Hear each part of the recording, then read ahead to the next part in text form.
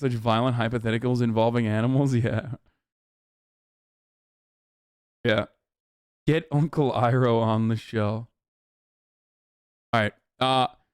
We, again, have talked way too much about what the fuck's going on with respect to, News today, fighting animals, which is turning into the Joe Rogan experience, basically, okay? But what we should be talking about is Joe Rogan experiencing, the truth for the first time. That was a bad segue. Fuck it. Anyway, Ethan Klein popped off on Twitter, apparently, friend of the show / my co-host. Ethan Klein posted a sequence of tweets, okay? And of course, it's got everybody really pissed off because, everybody loves to shit on Ethan because, he's no longer funny, dude. He's too liberal, brother. So Ethan Klein says, Joe Rogan, who lives on elk meat, egg yolk, and human growth hormone with lungs full of tar, thinks he's healthier than everyone. This motherfucker's such a bitch that when he got COVID, he threw the kitchen sink at it. If you're so healthy, just ride it out like you say a man should. Dude has caused so much vaccine hesitancy and misinformation. He doesn't even have the balls to stand by the shit he preaches. Now he's on a show talking about how fat people should just die of COVID. Dude is such a fucking piece of shit. Instead of getting vaccinated, he takes Regeneron, an experimental drug that was developed alongside the mRNA vaccine. His logic makes no sense. And then credits ivermectin, which does fucking nothing for COVID. Not to mention whatever the fuck is in Alpha Brain. Meanwhile, while Joe is on a big pharma conspiracy against vaccines, someone needs to ask him who makes ivermectin and Regeneron and all the other shit he took when he had COVID. So he's right about all of this. I don't think Joe Rogan is a beacon of health or a beacon of, physical excellence or anything like that. Okay? He's not. He just straight up isn't. Like, he literally had fucking bubble gut from HGH. Okay? But all these dumbasses, of course, are going to fucking turn around and be like, dude, you look like you're fat or whatever the fuck. And there it is, right on the money. Here is the dumbass. Ethan Klein questions if Joe Rogan is healthy. Ethan Klein, age 36. Joe Rogan, age 54. That's what Keemstar said. Okay. Once again, this is the unfortunate byproduct of unironic fucking fat shaming. Like, this is what the fat shamer people talk about when they say, like, this is what the fat shamer, anti-fat shaming people talk about when they say, like, just because you're skinny doesn't mean you're fucking healthy. And it's true. Look at me, motherfucker. I work out every goddamn day. I got high cholesterol. Okay? It doesn't mean anything. I eat chicken every fucking day. And on top of that, I work out every goddamn day. And I still have high cholesterol because sometimes you just don't know. It's GG's. Okay? You got bad genes sometimes. Okay? Now, Joe Rogan is a great example of this because, like, bro, his heart is enlarged from fucking HGH. Like, he is not a healthy person. Okay? He's not a beacon of health. Just because he looks a certain type of way doesn't mean that he's a healthy person. All of those fucking Hollywood actors that take, that cycle steroids, usually, okay? They're shaving off a couple years off the top fucking tippy toe of their lives. Now, is Ethan Klein healthy? No. Okay? He's not that healthy either. But nobody's looking to Ethan as like the fucking beacon of healthcare and excellence. He's just making accurate points that also correspond to the scientific consensus on the matter. That's it. Okay? He didn't claim to be fucking someone who is healthy. Other people are turning around and being like, nah, fuck you, you're fat, shut the fuck up. Okay, dude, I guess that's how we're doing it now. That's how we should do it, okay? We should just, the other, actually, Keemstar is fucking fat. Like, what kind of take is this? Keemstar is also fat. Why is he turning around and being like, Ethan, you're fat, shut the fuck up? Okay, then you shut the fuck up too, dumbass. Why are Ethan Klein / A30 fans claiming I'm fat shaming Ethan? I didn't mention his weight at all, but you all did. I think you're horrible for doing it. It's 2022. Grow up. Stream issues solved finally. Ha ha ha. It's so strange. Also, none of this, absolutely 0% of this, actually fucking addresses what Ethan Klein is saying. Which is, one, Joe Rogan is not exactly a beacon of excellence, healthcare excellence, despite the way that like people assume he is, just because he's fucking shredded at 54. That requires, you know, a serious training regimen for sure, but that doesn't mean he's fucking healthy. He's putting a lot of shit in his body, okay? And two, it's not like motherfuckers are saying, it's not like Ethan is saying like, I'm actually way healthier than Joe Rogan. He didn't fucking say that, okay?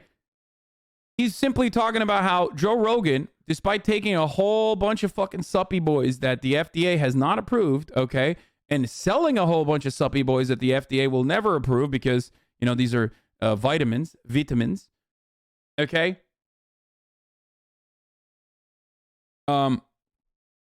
Is telling people that, you know, you shouldn't take the fucking vaccine, and also you should just lose weight, and if you don't lose weight, you kind of deserve it. And that's really fucked up. Picture of Keemstar at the gym. Yeah, this is, you know, this guy. Imagine talking shit when you look like this, bro, about people, the way people look. Hypothetically, I say don't get addicted to heroin. It's bad, but since I'm addicted to heroin, I have no idea what I'm talking about. I need to shut the fuck up and be shamed aggressively. What do you mean? Okay, here is the issue. Okay, America is fucking obese. Okay, America has a lot of comorbidities, and America is fucking obese. So obviously, when a public health official decides to make decisions on behalf of the American public, they're not making it on behalf of like the French public that fucking has a steady diet of cigarettes and coffee and whatever the fuck the French do. They eat a wee wee baguette in the morning and they're skinnier overall. Okay, they have to make a decision on behalf of America. Okay, so it is incredibly fucking stupid when Joe Rogan and others say, oh, well, don't be fat. Okay, dog, is there a fucking vaccine against being fat? Because I will take that shit, okay? Oh my God, the amount of food I would eat, I would gorge myself. I would wake up in the morning and I would pump myself full of fucking lard. I would be eating like 8,000 calories every fucking meal. And then I would just take the fat vaccine and boom, I'm good. I'm shredded, okay? But because that doesn't exist, and losing weight, especially because weight is obviously tied to your diet, and that your dietary habits are in many ways not exactly something you can technically control, or in inadvertent ways it impacts you because of like lobbying, high fructose corn syrup, and lack of access to food education, food deserts that you might be living in, and all a litany of other complications. Losing weight is not as easy as fucking getting a vaccine. Okay? The fat vaccine does exist. It's called Trenbolone. No, it's also clenbuterol, but, you know, fucking, that's not a vaccine, okay? Technically, a fat vaccine would just lessen the effects of you getting fat, not stop you from getting fat. That's the other thing. When you're fucking fat, when you sit next to a fat person on the bus, you don't become fat, okay? But when you sit next to fucking someone who's COVID paused, okay, and they've only been around for, you know, they didn't get their fucking negative test because the CDC told them to get the fuck back to work, and they cough on you, congratulations, you got COVID, okay? You don't get fat by proximity, but you get COVID by proximity. Jesus Christ.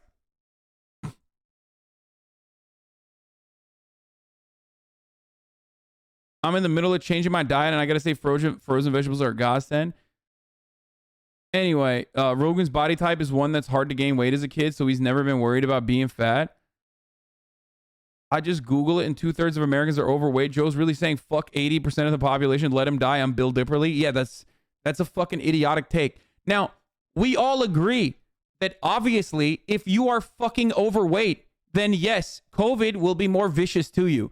Okay, there's also scientific evidence on this. This is not just bro science. It's not just Joe Rogan saying that. And every person that is even slightly overweight that has ever been to a doctor already recognizes that, because every time you go to a doctor, they're like, lose weight. Every time a fat person goes to a doctor, they're like, I broke my leg. They're like, lose weight. Bitch, I broke my leg. Lose weight. Come back. It's like, that's just the doctor thing to do.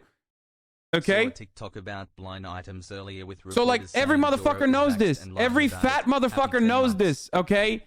They know. Okay. They know. Except, you know, you also can take additional precautions and not die of COVID. Okay. You should lose weight for sure. You should have a healthy diet. You should have, you should be engaging in fitness. Fitting this ad break at the top of the hour into your mouth. Okay. Obviously, you can avoid those ad breaks though. If you no longer want to see those ads at the top of the hour, all you need to do is subscribers. $5 are for fucking free. Oh God. Oh brother, I'm on fucking fire today. Also, all women get told that. What? All women get told to lose weight? Oh, you're talking about like in general. Your doctor's not gonna tell you to fucking lose weight if you're already skinny. At the top of the hour, listen, you might get lucky. You might get a fucking, you might get the natural antibody to the top of the hour ad break in the form of a fucking Twitch, gifted sub. Or if you're not lucky enough, you're going to have to subscribe on your own for free with a fucking Twitch Prime. Or for $5 with, if you used your Twitch Prime already, for $5, a regular subscription. Here's the 1 minute ad break now.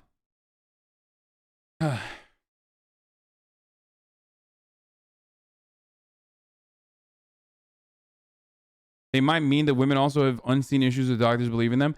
So it's just like, it's so stupid to just be like, just lose weight. Yeah, he's right. Okay. He's right. A lot of Americans are obese. Okay. But like, this is entirely separate. This is a separate conversation. Okay. This is like, here's how you will never lose weight. If you fucking die of COVID, okay? That's it. Like, the number one way to never lose weight is if you fucking die of COVID because you got COVID and you're unhealthy and now you're in the hospital and now you're dying, okay? Papas. Actually, or technically, I guess you lose all of the weight.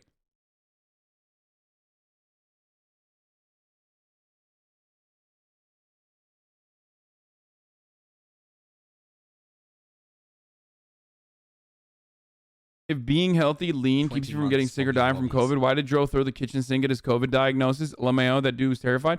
Yeah, that's the other thing. Oh, COVID, if you're healthy, is like not a big deal. Also, when I got COVID, I literally fucking tried like experimental therapies and shit. You know what I mean? And that's the point that Ethan was making, which is like, if COVID is not that fucking big of a deal, why the fuck didn't you take it on the chin like a man? Like, why didn't you let your healthy body do the work? Okay? You're a healthy guy. Why didn't you just fucking take it on the chin? Why did he? Why did he do everything he possibly could?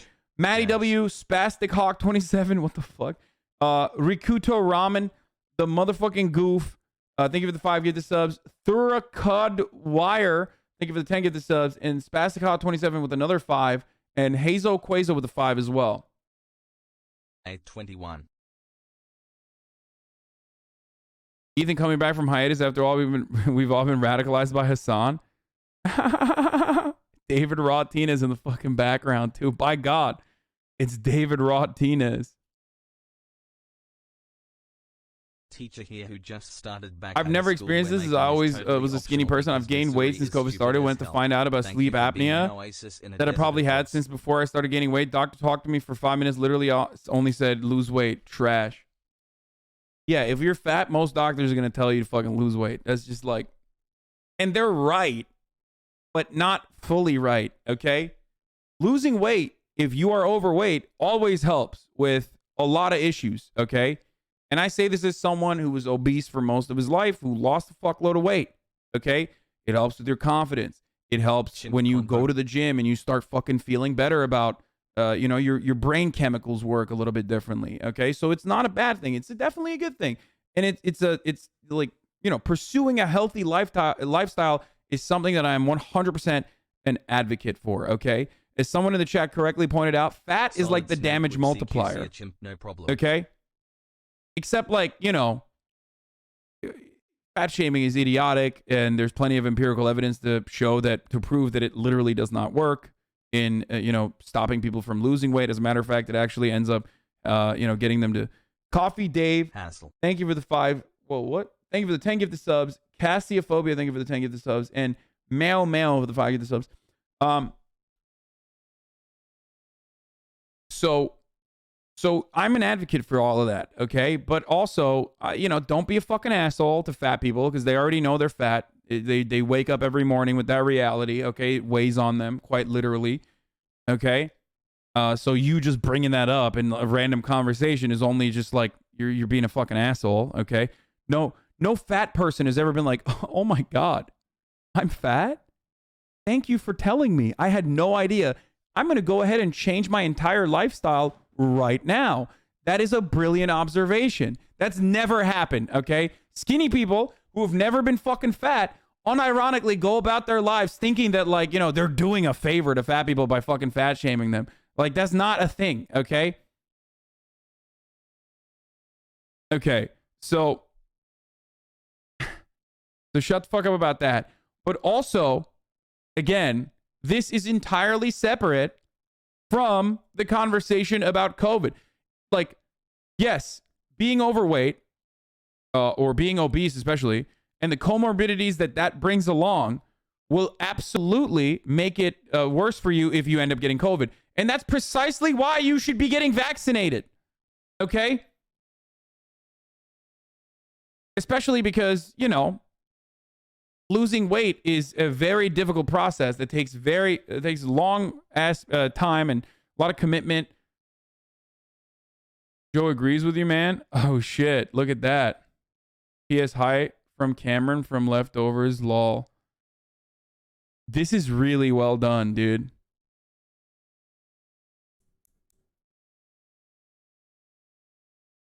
They said it weighs on them. I mean, you know what I mean, motherfucker. I was very fat when I was growing up. I know. You know what I mean. You carry that shit around with you everywhere you go.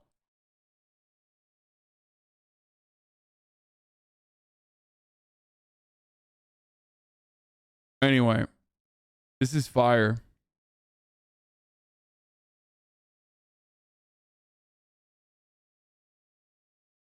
What do you mean by saying that doctors aren't fully right when they tell people to lose weight? The meme in the healthcare community is that, like, doctors literally fucking despise fat people and tell everyone who is, like, even slightly overweight to just fucking lose weight, okay? But, like, sometimes it's not even just, like, losing weight will always help you, for sure, if you're overweight, but that doesn't necessarily address the problem, okay? Like, you can have fucking other underlying genetic reasons for why you have certain health issues that have nothing to do with your fucking weight. The weight is only like an accelerant, okay? Chatters know better than doctors? No, I mean, this is like a real thing. Like, there are so many fucking stories of people who, like, there's so many stories of people who have been misdiagnosed as a consequence of being fat because it's just the easiest thing to just be like, lose weight. It's correct, but if you're only focusing on that, then, you know, you might be missing a fuckload of other issues that you would normally be catching.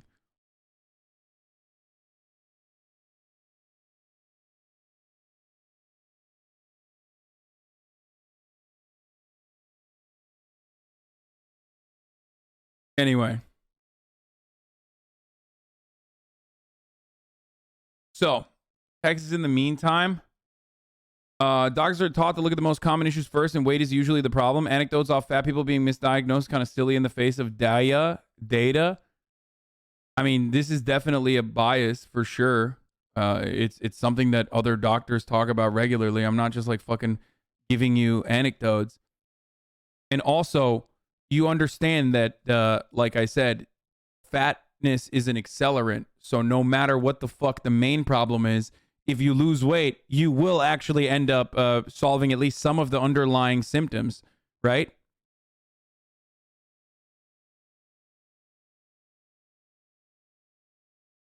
I'm not anti losing weight, motherfucker. I'm not anti losing weight. So don't come at me with that shit.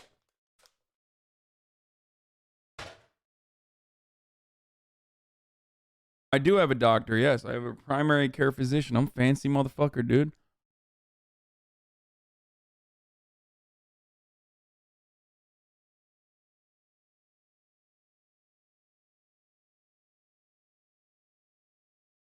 So I got hit by a car and went to a doctor a month later about a problem in my leg, and then it was like lose weight, and then we can talk about it.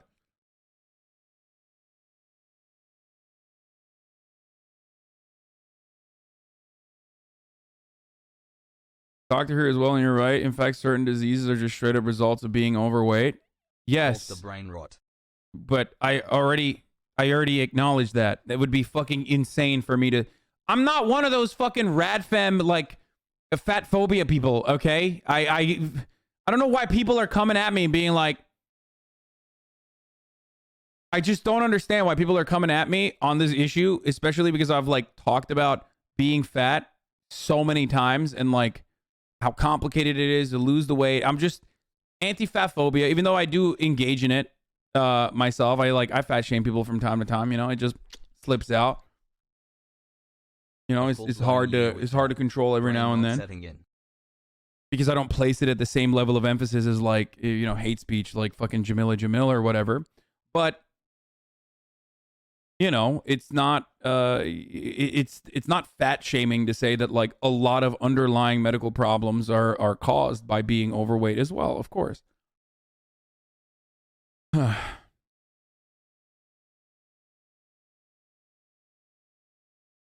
How can people watch their diets and lose weight if you eat out once at a restaurant and meals like 2,000 calories? You basically have to be rich enough to afford only veggies, fruit foods, and have the time to cook them. Nobody's saying it's easy to fucking have a healthy diet. I'm not one of those fucking dumbasses. It is very annoying when people are just like, oh, it's so stupid. It's so stupid, dude. Just like fucking, it's so easy to eat healthy. Like, it's not. Especially because like a lot of people don't even know that they should be eating healthy or how to eat healthy.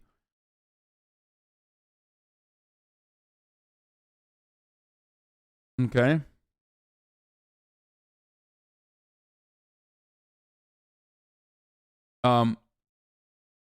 Or anyway, maybe shutting down the virus could have included promoting a variety of safe early stage treatments, including monoclonal antibodies. Instead, the mainstream media vilified governors for pushing treatments over mandates and accused Joe Rogan of using horse dewormer. Wait, what? Dude, Joe Rogan's clout is such a fucking unimaginably like large thing that you got fucking congresspersons sucking him off. Like it is on a different level, bro. He is literally considered like the guy. Okay. And also, who the fuck was anti-monoclonal antibodies? Point to a single fucking person.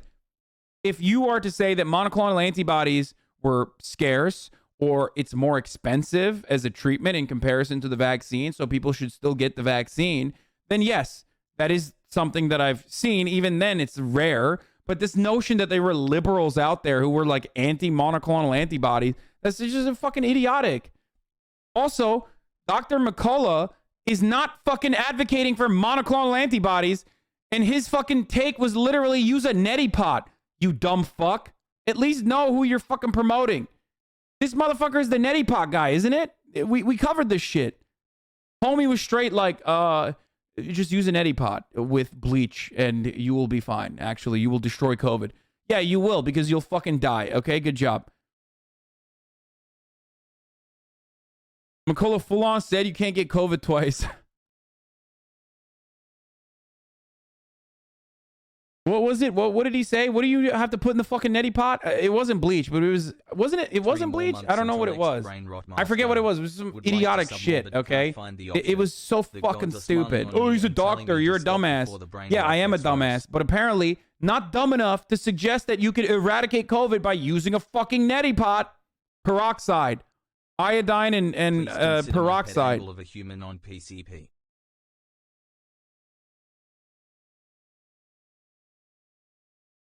Doctor fired for spreading COVID misinformation. By the way, he got fired for spreading COVID misinformation. And now he's grifting. Like, now he's like trying to fucking raise money so he can like sue everyone that's ever wronged him. But because we're here, because we are in a stage in America now where it's just like everything is fucking falling apart. There's no confidence in the government. There's no like consensus. There's no belief in data or science. We've got to a place where you can and will actually gain momentum and support. And it's just simply posturing from a team sport environment. Okay. We are only able to interpret every fucking thing We're only able to interpret every goddamn thing. The comments talking about body shaming, what a world we live in. Unbelievable at times. What, it was a fucking Keemstar?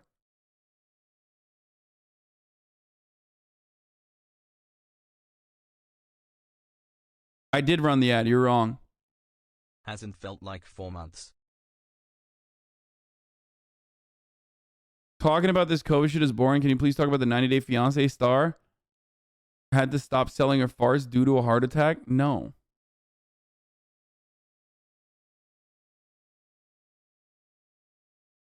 Eric Adams at it again. Oh, here we go, brother. That's right. Let's hear what he has to say. He's a fucking king.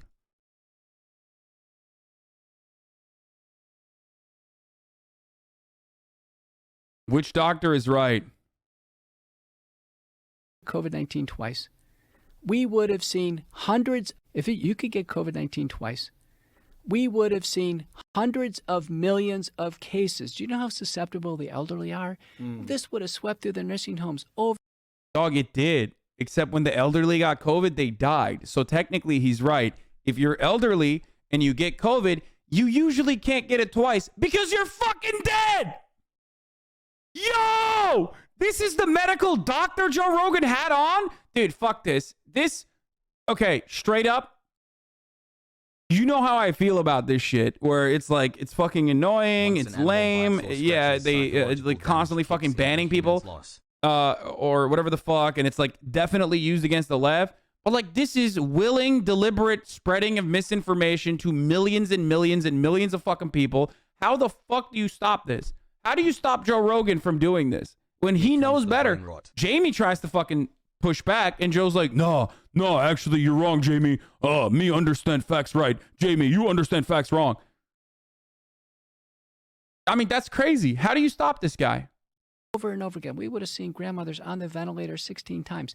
I'm telling you right now, you can't get it twice. Have you taken the COVID vaccine? So the answer is yes. I've also been infected twice.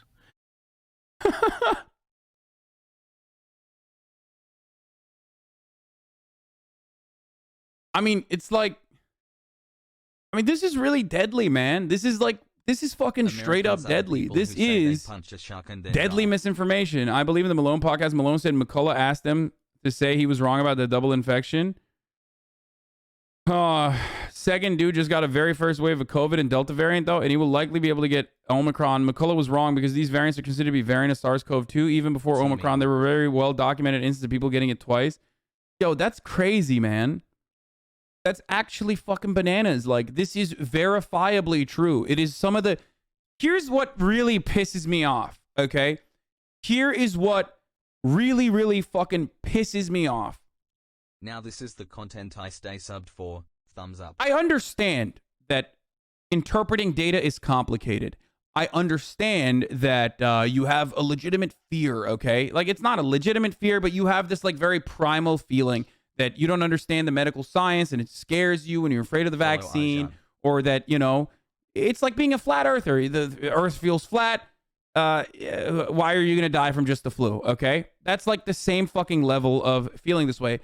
So a lot of these people rely on anecdotes, right? They refuse to look at the data. They refuse to actually, I don't know, look into it a little bit further. They rely on anecdotes and they get a healthy diet full of anecdotes from their Facebook feeds, right? Or from Joe Rogan, from these positions of authority, from these people that they trust. And they seek out these anecdotes. What pisses me off is, I get that. I get that fucking experience. But what makes me angry is when it's something so easily untrue, like so easily, verifiably fucking false, that you could also very easily recognize from anecdotes. One guy gets COVID twice. That guy's argument is done, okay? Jair Bolsonaro! That's it! Motherfucker got COVID like 8 times, homie! That's it! What do you need more? Okay? There's literally fucking anecdotes over the anecdotes that you're agreeing with that would destroy the fucking anecdote that you're pointing to. So that's what I don't understand. It's like, some of this shit you could literally fucking destroy with anecdotes.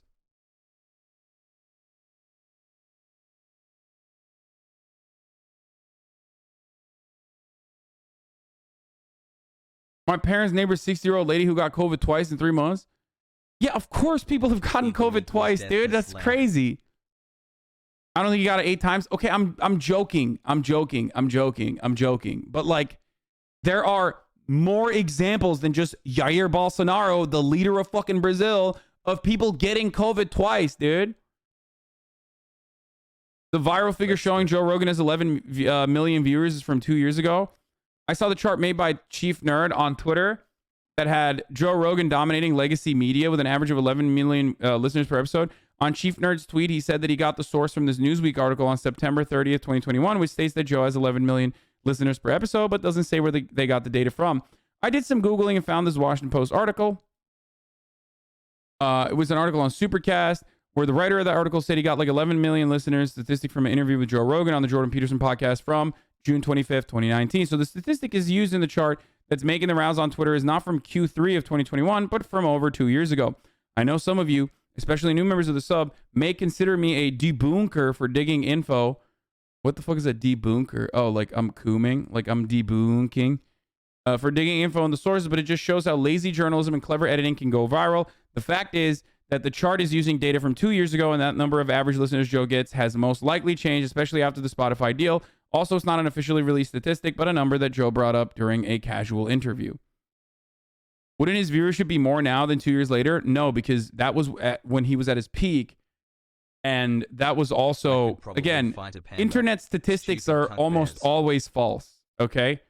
They're very, very, very difficult to fucking normalize. They're difficult to fucking interpret against like Nielsen statistics, for example. Like the TV statistics and the way that they track those metrics are very different. I used to literally do this. I did BizDev for TYT. This is like something that I looked at religiously. And there was no universal metric at the time to truly understand what a view count looks like. And you can recognize that simply by looking at view counts on TikTok versus view counts on Facebook when the fucking video faucet had opened on Facebook versus a YouTube view count, or versus YouTube live stream viewers versus Twitch live stream viewers. Like it's not the same, because every website notoriously has different ways of tracking what constitutes for a view. So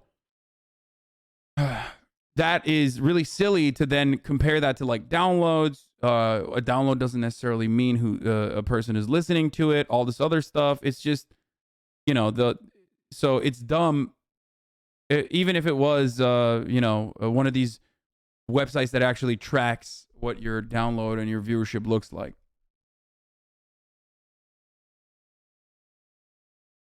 Okay?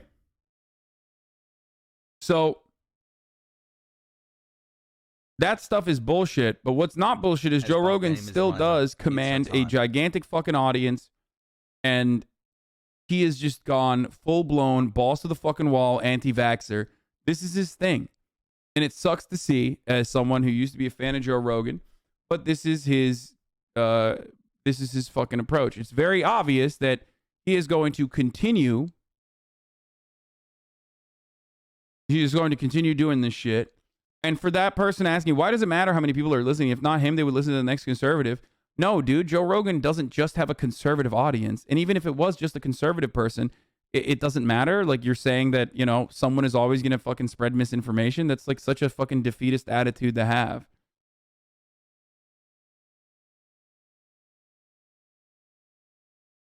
Anyway. It especially sucks because he can't shut the fuck up about this, and he's just wrong. He is not only wrong, but he's dangerously wrong. Like if he was just wrong, even if he was just like a flat earther, I wouldn't feel the same way. I wouldn't be this upset or disappointed in Joe Rogan, because like ultimately being a flat earther, if you don't get into like the anti-Semitic side of that conspiracy theory, is like a meme. You know what I mean? It's not as harmful as especially if you're just a flat earther and you don't actually then, you know, tack on other kinds of weird conspiracies that you believe in.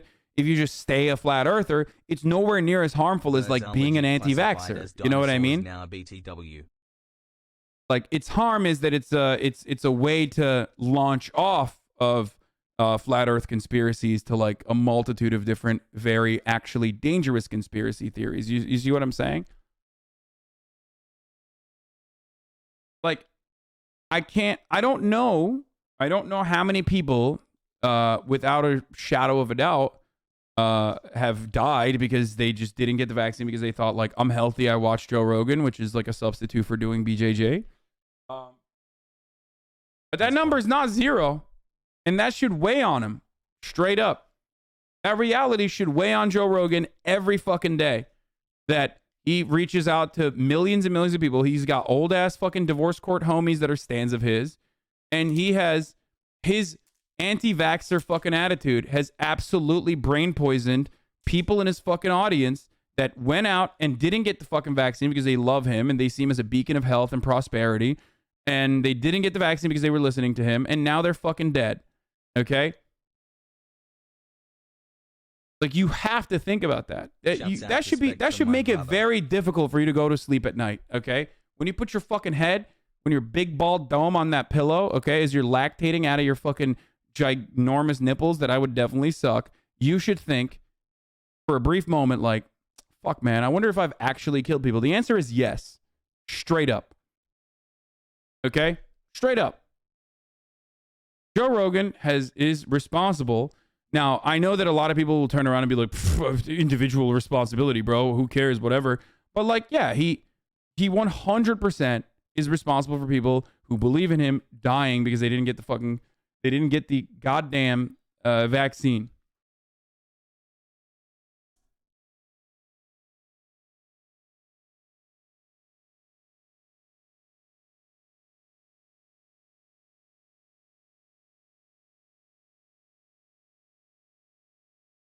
I don't think he would care because to him it's their fault they died. Yeah, I mean, he's definitely going to let you on a show now. No, he's never going to let me on a show, but it doesn't matter. I mean, clearly I don't need fucking Joe Rogan to have clout and relevance, I believe. I don't have to pull a fucking Brett Weinstein and less than 3. Suck his dick every night for 1,000 new Patreon subscribers. Like, I'm fine. Hasan, talk about Joe Rogan without talking about wanting to suck his nipples challenge and possible difficulty. I mean, I'm just being honest. I'd suckle on them nips. I would. Anyone who says they wouldn't suckle on Joe Rogan's nips is a liar, dude. Just to see what's up. HGH, like, I would just suck the HGH right out.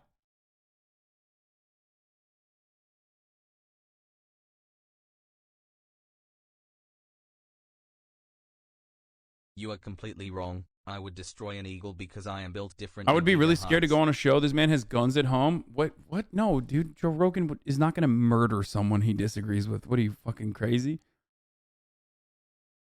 People will normalize Joe Rogan even though he's indirectly killed people. Meanwhile, people will be furious with you because you've hurt some white people's feelings by saying the C word. Yeah. And I've hurt 0 people's feelings. They're just fucking making that shit up. You're outdated on the nipples thing. The notoriety he got from Twitter, that changed.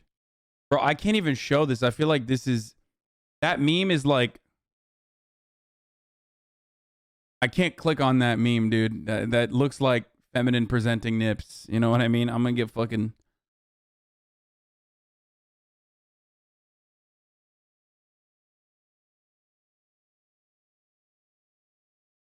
I think entertaining, allowing conspiracy theories of any kind leads to this. It's not shocking the moon landing is fake. Guy becomes anti-vax. I don't know, man. I think people believe in dumb shit. I don't care as much as long as it's not fucking damaging, okay? If you're not tying your fucking moon landing was faked conspiracy theory back to, like, the entirety of the medical community is lying to us about the efficacy of the vaccines and the vaccines actually kill people, then, like, if you don't have that approach, if you don't make that jump, then whatever. Who gives a shit if you think the fucking moon landing is fake? Yeah, okay, you're a fucking dumbass. But, maybe Stanley Kubrick did actually fucking fake it. You know what I mean? And maybe that's why the government hit him with a heart attack gun after he exposed in Eyes Wide Shut the Illuminati sex circles. Whatsoever. You know what I mean? Who knows?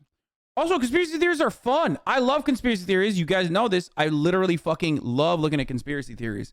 So, like, I understand the enjoyment that someone could derive out of a conspiracy theory because conspiracy theories are a substitute for people who recognize the world is fucked but can't comprehend as to why it's fucked. So they literally seek out, like, cool and fun ways of justifying the way that the world works. So because of that, it's damaging and scary.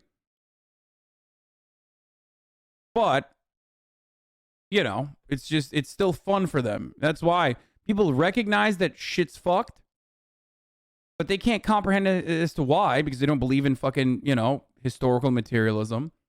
So they turn around and they try to find like a mystical way to justify that, to justify why things are good or why things are fucked up. You know what I mean? And a lot of that mysticism, of course, can be found in an analysis that liberals engage in on the boundaries of identity politics that is lacking any sort of like class analysis. It can be found in the other side of identity politics from a racial point of view with respect to white supremacy. Not that these things are morally equivalent. Don't misunderstand what I'm saying. I don't think like Nazis and fucking SJWs are doing the same thing. Not at all. One is morally incomprehensible. The other one is actually the moral and righteous thing to do in many circumstances. But that's why people find themselves in the throes of these sorts of conspiracies. Crystals, astrology, or is it astronomy? Which one's the real one? Astronomy is the real one, right? Horoscopes, you know, that sort of shit.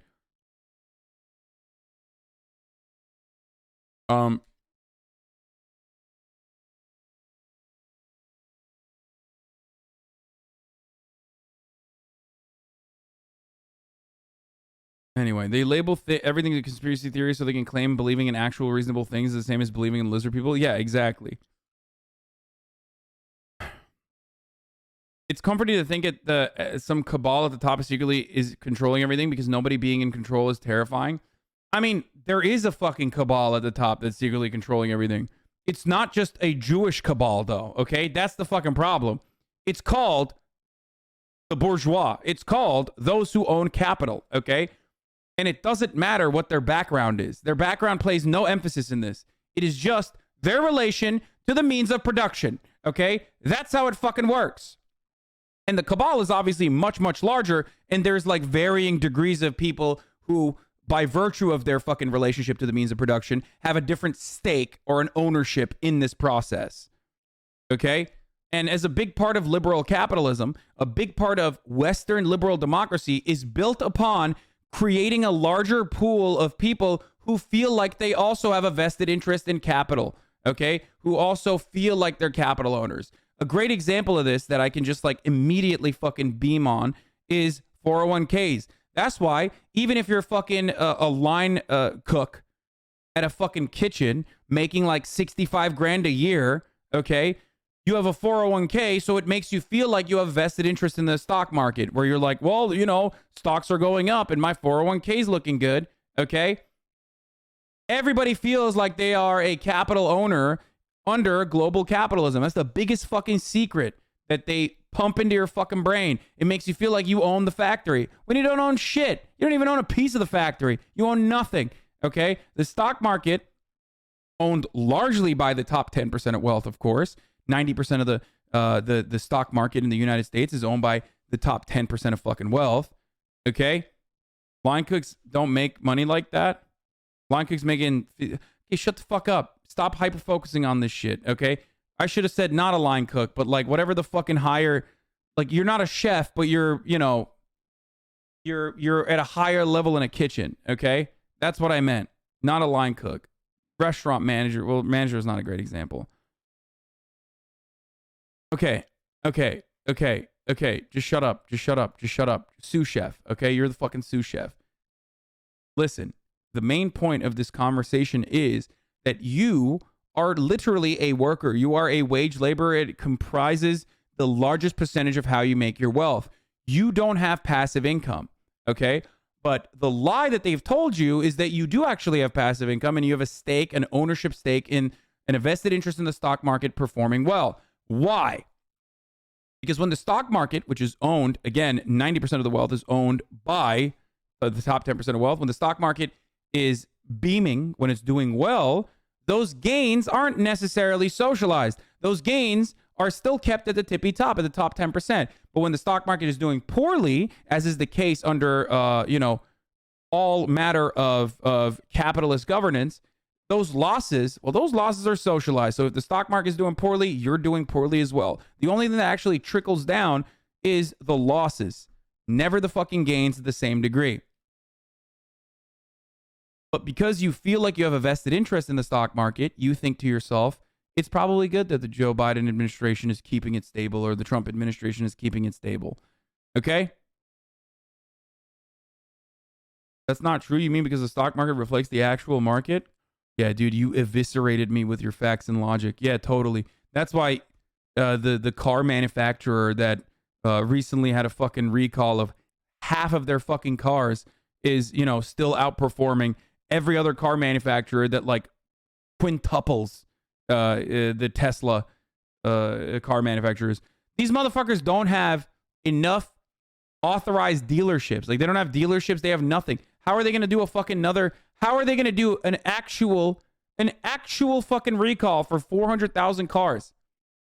Is no one comprehending this? But no, Tesla is actually not a car company, you fucking buffoon. You simply do not understand this. Tesla is actually a technology company. Okay? I get it. Yeah, exactly. So it makes sense that their, stock price is mega inflated.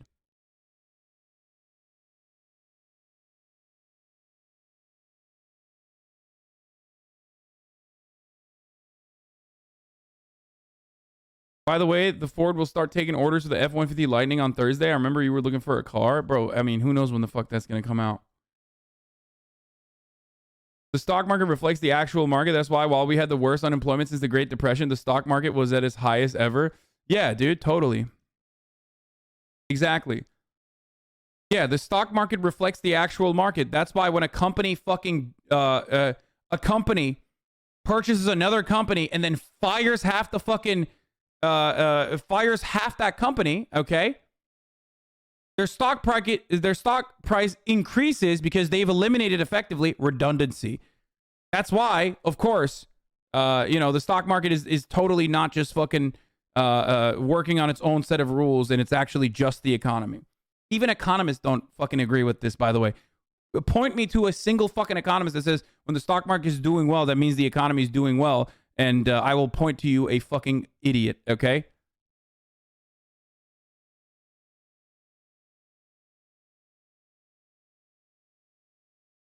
So dumb. Even the fucking GameStop ape Andes also recognizes reality. Wall Street Bets recognizes this reality.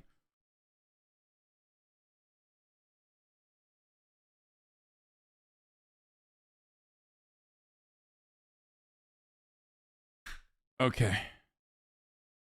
Bring some fucking gamer cum.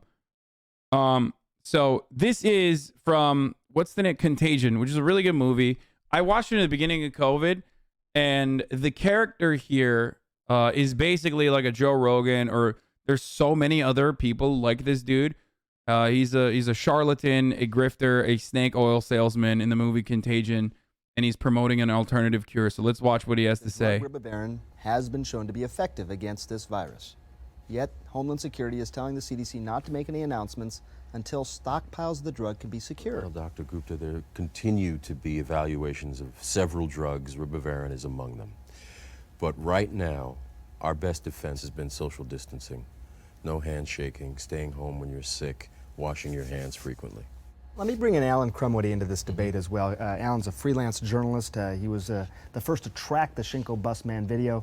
Alan, today on Twitter, you wrote that the truth about this virus is being kept from the world by the CDC, by the World Health Organization, to allow friends of the current administration to benefit from it, both financially and physically.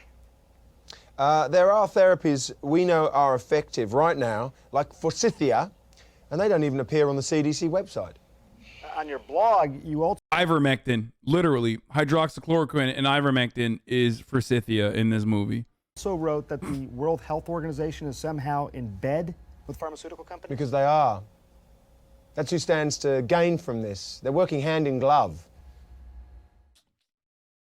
For the record, if you haven't seen Contagion, you definitely should. Okay? Contagion is straight up like a COVID pre-watch, okay? When I first watched it, though, because I remember watching it like as soon as COVID popped up, while like COVID was popping off, when I first watched it, I thought, no one is as crazy as this character, okay? And I was fucking wrong. I'm here to admit that. Contagion had is it Jude Law? Is that his name? Like, Jude Law's character in Contagion, I thought was too far-fetched. I was incredibly wrong. I was like, no one is going to fucking shill an alternative cure that, like, actually has staying power in our mass consciousness. No fucking shot. Anyway. Authoritarianism and American politics for the only problem with... I'm not going to give away the end, okay? Just watch the whole thing. many years, and we thought that made him the perfect person to assess COVID policy in the first days of a new year. Glenn Greenwald joins us. Yeah, bro, Brazil. A guy in Brazil is the perfect person to talk about COVID policy. Motherfucker, what's happening in Brazil? It's like the only country on this side of the fucking world that is doing just as poorly as we are. Are you kidding me? Tonight. Glenn, thanks so much for coming on. Do you think these superstitions can continue? It's really remarkable how so long into the universal availability of COVID vaccines, which we were constantly told we were supposed to celebrate and even venerate, that it was the way out of the pandemic, everybody can get vaccines if they want, there's increasing calls for even greater repression on our lives, greater calls for vesting the state with more and more power. Why would that be? I think fear is an extremely powerful human motivator, and demagogues in government know how to stimulate it for their own power. But I also think that with social media, the more people are constantly feeding on stories about how they should be frightened, the more this fear is intensifying. And I think there's almost like an addiction, Tucker, to being protected by the state, to not having to return to normal life. There's a desire for the pandemic to continue, even though the acute dangers have long since passed as a result of numerous factors, including a less threatening variant and the availability of natural immunity and vaccines. And it's really disturbing to see how the repression is increasing even as the threat decreases. There is...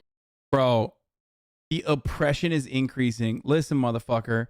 The government is supposed to do government things when the people are unfortunately too stupid to do the fucking smart thing for their own good, okay?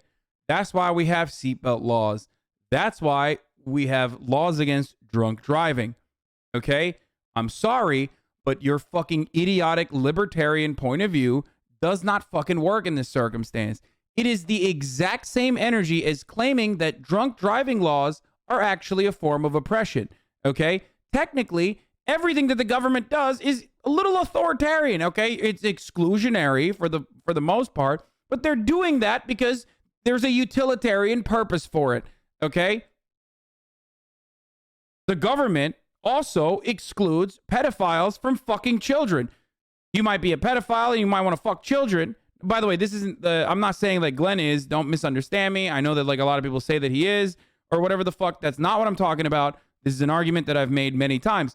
But one might want to fuck children, and the government is technically excluding them from fucking children and exercising their desire. That's why we have age of consent laws. That's why we punish people for trafficking child pornography, things like that. For obvious reason, okay? For good reason. Some of this exclusion is good. It's technically ableist to say blind people shouldn't be able to drive cars, okay? But that ableism is good, okay? That's a good kind of ableism. Technically ableist to say, hey, if you have dementia, you shouldn't be the president.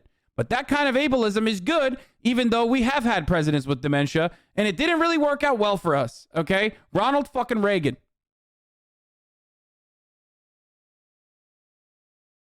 And also, for Glenn Greenwald to say that the government has increased the oppression in this circumstance at a time when the CDC very famously said, yeah, fuck it, dude. If you got COVID 5 days later, just walk out, just wear a mask. Be sure to wear a mask. But, you should probably be fine. You don't even need to get fucking tested for it, okay? The idea that the government is increasing oppression at a time when, like, the CDC is straight up saying, take it on the fucking chin. Who cares? We're all going to get fucking Omicron anyway. GG's is additionally idiotic. Is a hint every day in the news of the increasing militarization of our response to this COVID pandemic. So you just saw the people working hardest to make their pandemic permanent are the ones using their platforms to insist that even the most non-burdensome public health measures are an intolerable violation of our precious freedoms. That's a really good fucking take. Holy shit. That's a really good take. The governor of Connecticut call up the National Guard to distribute COVID. Hasan Piker, statement on ableism. Hasan Piker of TYT on ableism. That ableism is good. Okay? That's a good kind of ableism. I mean, it's true. Like, I'll stand by it. Okay?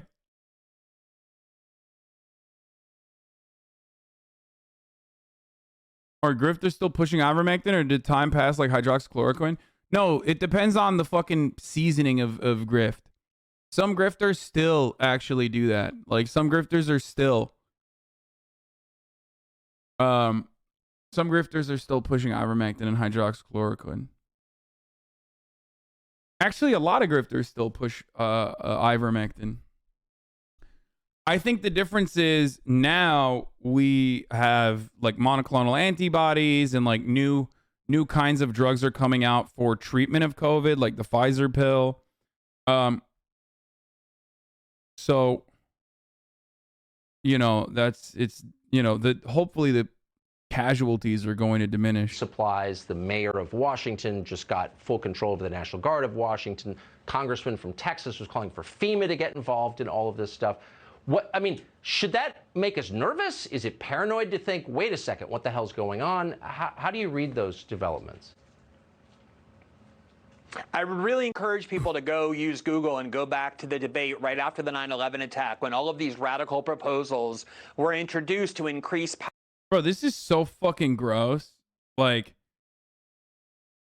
comparing the fucking mass hysteria post 9/11 that led to like people getting fucking murdered because they looked Muslim, is the first victim of a hate crime post 9/11 was actually a sick person by a white supremacist piece of shit. And comparing that fucking psychosis, that mass psychosis, that like idiotic approach, and the government's disgusting fucking actions in the aftermath of that, especially as like, you know, a anti-surveillance state libertarian like Glenn Greenwald, who's done a lot of work in that field, like recognized and good work in that field, taking that and then making that as a comparison to like post-COVID or COVID lockdown measures is so psychotic, dude. That is so disgusting.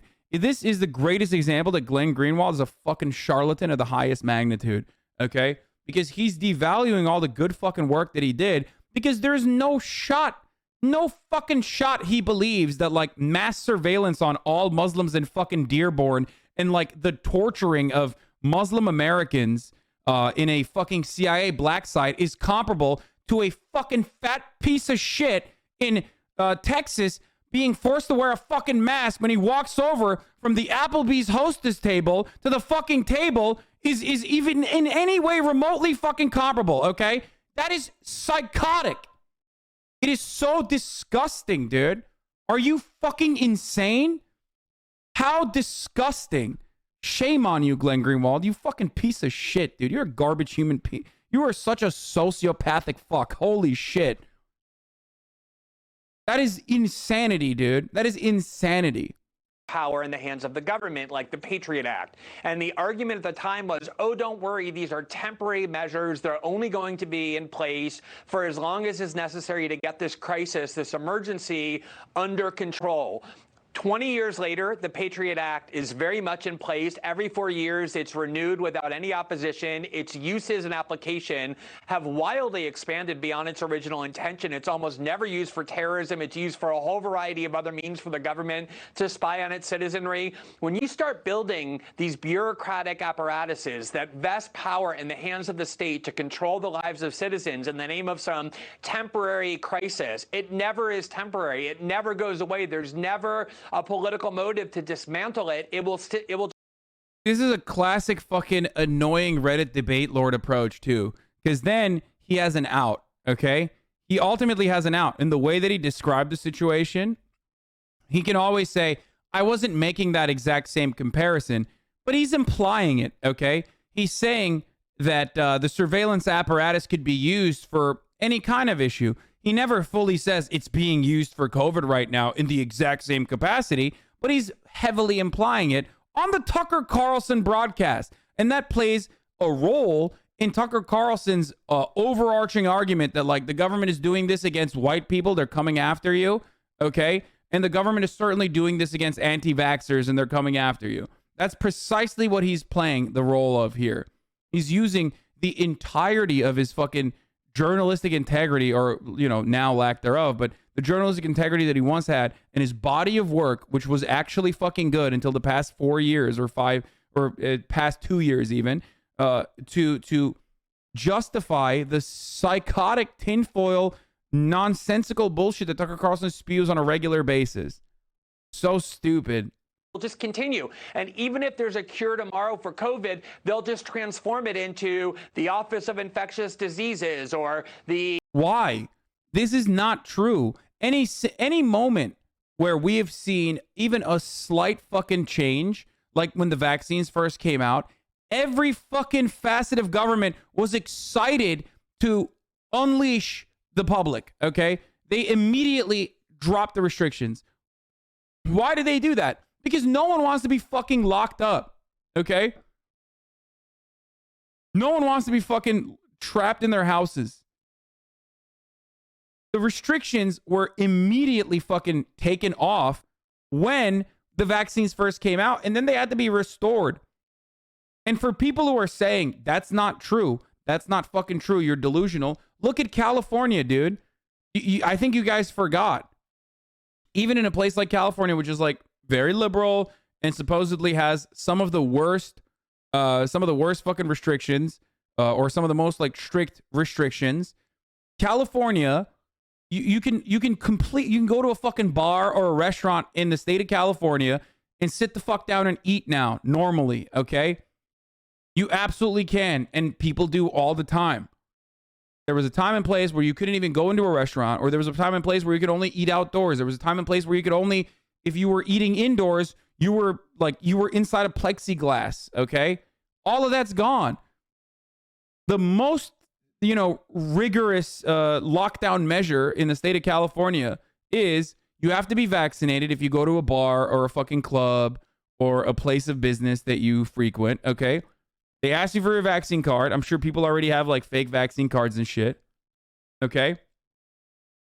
And after that, you have a mask on for like a second. Okay. You have a mask on for 1 second before you sit down at your table, and then you take it off. And and that's not like, is that really the peak of oppression? Like, you sound like a privileged little fucking brat if you consider that to be in any way, shape, or form remotely oppressive. Okay? Like, the cheat code always is, hey, as long as you're indoors and eating, you can take your mask off, or you can pull it down. Okay? Do you think fake vaccine cards are a big deal? Yes, they are a big deal. Yes, I do think that. It's fucked up. Yes, that includes what Crotchy did as well, for the record, okay? Despite my horniness, what she did, using a fake vaccine card to go to fucking a different country, that was fucked up.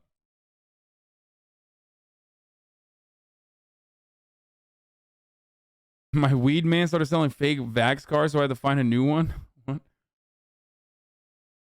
They're soon going to make you have to put a mask over your face after you take a bite while you shoot? No, they're never going to do that. You know why? Because that would be psychotic. That's insane, and that's never going to happen, okay? That's never going to happen. People just want to minimize the risk as best as they possibly can, and they don't do a good job with it. Because everyone, again, every single human being, unless you're on twitch.tv/Hasanabi and you want to fucking watch me for 8 to 10 hours a day, usually want to be outside, okay? They want to go and socialize with people. Not everyone's fucking agoraphobic. That's the point. That's actually the point I'm trying to make here as well. We've already made these gigantic concessions, okay? We've already made these ginormous concessions and lowered the restrictions. The administrator of public health, and these powers, once vested, are going to be very difficult to pry out of the hands of government. Yeah, they call you paranoid, then give you every cause for paranoia. I noticed. Glenn Greenwald. Every time Tucker Carlson laughs, a baby dies. I swear to God. Senator Ron Johnson, who also doesn't believe COVID is real, classic, said, sadly, we passed 2 milestones on VAERS, the fucking drug adverse event, the vaccine adverse event response system, or whatever the fuck. I always fuck it up. Whatever. It doesn't matter. It's bullshit. It's self-reported. Okay. You can literally type in, I died after getting the vaccine, and it'll be logged on there. Okay. We've talked about it a million times over, but anti-vaxxers love using VAERS, okay? 30% of those deaths occurred on, okay, so over 1 million adverse events and over 21,000 deaths. 30% of those deaths occurred on day 0, 1, or 2 following vaccination. Yeah, when I typed in, I died after taking the vaccine. Okay, RIP, I'm dead now. I just took the vaccine. When will federal agencies start being transparent with Americans? Why do they continue to ignore early treatment? The goalpost shifts over and over again. No one is saying that you should not fucking engage in COVID treatments. No one said, okay, that hydroxychloroquine is a bad idea before it was tested and proven not to be effective. Okay? Why in the ever-loving fuck would people unironically go, I don't know, man. I don't want any treatments for COVID. I think people should die. The only people that want people to die are the anti-vaxxers. So maybe they're projecting whenever they say, oh yeah, you want to stop treatments from fucking reaching the hands of citizens. Like, no, why? Why would I want that? Why would anybody fucking want that? Only a psychopath like you would fucking want that. The ivermectin adverse events and deaths, the hydroxychloroquine adverse events and deaths, flu vaccines adverse events and deaths, dexamethasone adverse effects and deaths, Tylenol adverse effects, adverse events and deaths. Damn, bro, we should be really fucking stopping people from taking Tylenol, it seems like. The only thing I learned from this is that Tylenol is deadly, homie.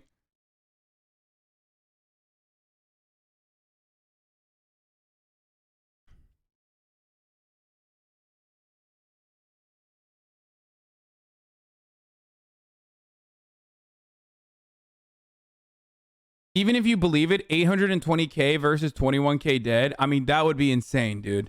No. The source listed is the VAERS system, okay? The self-reported system that, like, anyone can fucking actually write into. 15 of those bad boys in his night-night for you? Is it? I mean, I guess it's dangerous. I didn't know. Why don't we skew the fuck out of VAERS numbers so they realize it's unreliable data? No, that's really scary. Because if you were to pump up the death numbers on VAERS, these psychos would literally go with it. Because this is not coming at it from a place of certainty and wanting to arrive at the truth. This is coming at it from a lizard brain point of view where they literally just think the entire field of medicine is fucking lying to you, okay? It's people that cannot comprehend how science works and how science could achieve such an impressive feat that then are fearful of the unknown.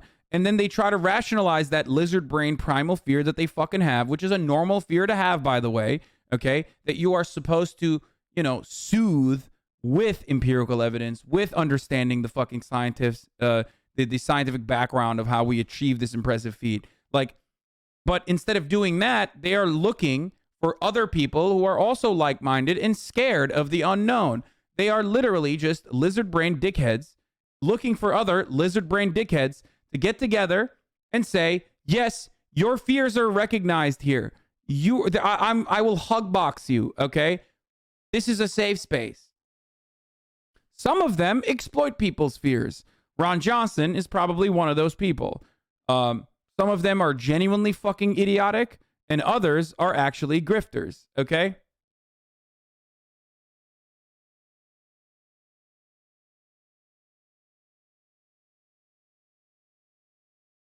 The comments are even better. Oh, is this a Vaer's comment readout?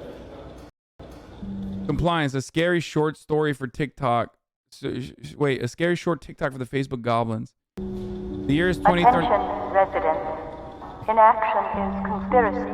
Report counter behavior to a civil protection team immediately. The year is 2031. Your daily 10-minute isolated massless break introduced in the Human Rights Amendment of 2028 intended to boost morale and productivity is about to end. Inquire.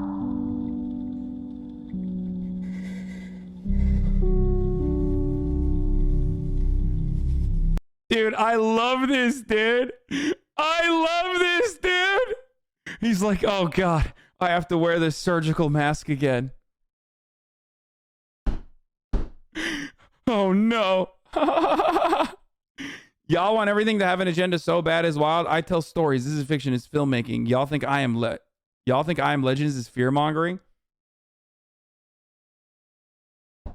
The point is, in I Am Legend, humans lost because of people like you, most likely. Okay?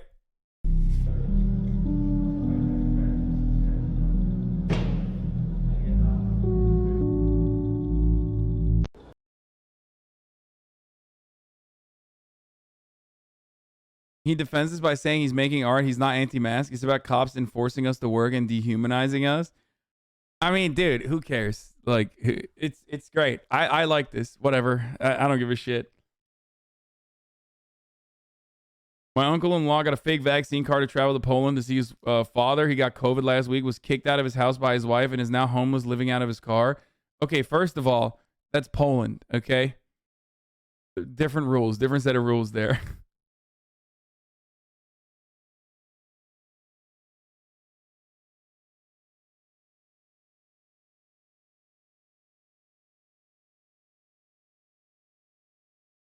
You should be wearing a mask indoors according to the LA City mandate.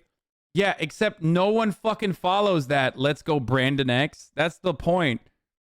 Like, the mandates are bullshit because people don't want to fucking do that, okay? It is normal to not want to fucking wear a mask when you're indoors, when you're dining, okay? What are you supposed to do? Fucking wear a mask while you're eating? No, that's not going to happen. Either you cut this shit out and you fucking abolish restaurants as a fucking concept, only delivery going forward, or you just let people fucking play the security theater song and dance, okay? Which is wear the mask for like 20 seconds while you're walking in and then immediately take it off as soon as you sit at the table. And that's precisely what people do. I've said this so many fucking times, man.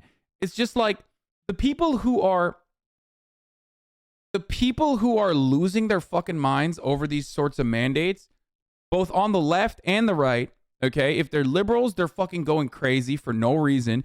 And if they're Republicans, they're going crazy for no reason as well. Because ultimately, it's not even remotely significant. Okay, it is like a tiny, minuscule annoyance, a nuisance that you have to fucking experience. If you live, as I've said time and time again, if you live in a red state, there are no fucking mandates. Okay, let's be real. No masks. What are you wearing a mask? What are you, pussy? Or you guy, take that mask off. You know, that's what's happening in a red state. If you live in a blue state, you play a song and dance for 30 seconds before you take the fucking mask off, and it makes you feel like, you know, we're protecting people. You're minimizing the damage that you're doing by going out and eating. It's not real for the most part, okay? Like the same energy as like being on a flight, okay? Yeah, no, totally. If I take my mask off while I'm drinking a Diet Coke, then all of a sudden, you know, if I have COVID, other people are not going to get it. You're right. That makes total sense. Okay? So it's like, at the most, it's a minor fucking nuisance. So ultimately, people that make a big deal out of it are ridiculous. Okay? They're fucking ridiculous. I think normal people just like, If they work, they have to fucking wear the mask. It sucks. They have to wear it all day, and they wear it all day. If they, you know, and if you don't want to wear a mask, you just don't wear a mask. That's it. Like in most places, if you're living in a red state.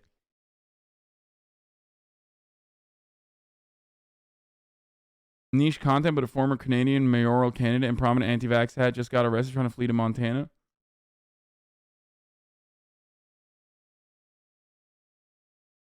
Can confirm I live in Idaho, and anytime I wear a mask, people decide that I need to be educated and yell at me. Yeah, it's gotten to a point where, like, if you live in an area where people are just not wearing masks, they get mad at you for wearing a mask, which is fucking psychotic. It's like, yeah, let him fucking save your life, potentially, okay? I know your dumbass ain't vaccinated. What if I have COVID? Whenever someone tells you you shouldn't be... Actually, don't do this. I was going to say, if you live in, like, Idaho and you're wearing a mask and someone comes up to you and be like, why are you wearing that muzzle, brother? You should just fucking cough on them is what I was going to say, but you shouldn't do that, actually, because they'll beat your ass, probably. Because it's the same thing. It's always... You should just be like, because I got COVID. See how fucking, you know, see how they operate after that.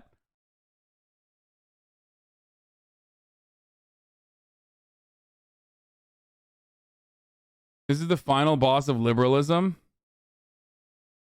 Wait, this is not real, right? I use data to track equity on TV, advocate for representations in media under the law, at the ballot, and at the box. She, her, not a medical doctor. I'm fine today, but I'm not fucking around with Omicron. Pfizer ×3, negative rapid test, natural immunity, N95 sealed for my face with surgical tape. Secondary mask for displaying opinions. What?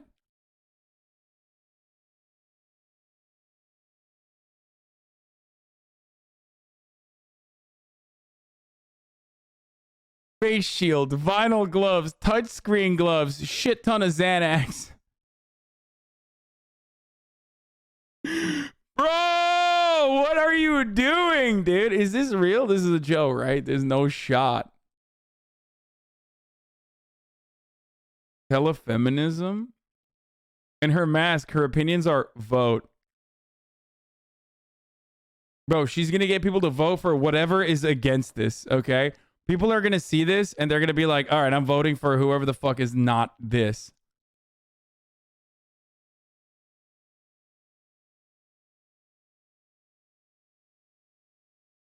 This is like, this is the new variant of liberalism, okay? Liberalism, if analyzed through the framework of a fucking viral disease, this is the final boss, dude. Is this satire or what? It's satire, right? No shot this is real, right?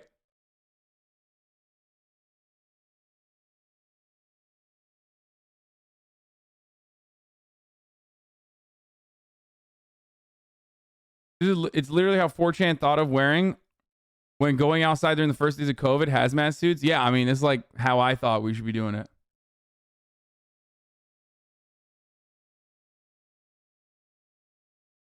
Dude, this is wild. It has to be fucking fake. I can't. I actually did do that during my annual family visit to a red state, and they yelled at me, berated me, and told me I shouldn't go outside if I don't want to wear a mask. My mask was on. Wait, what?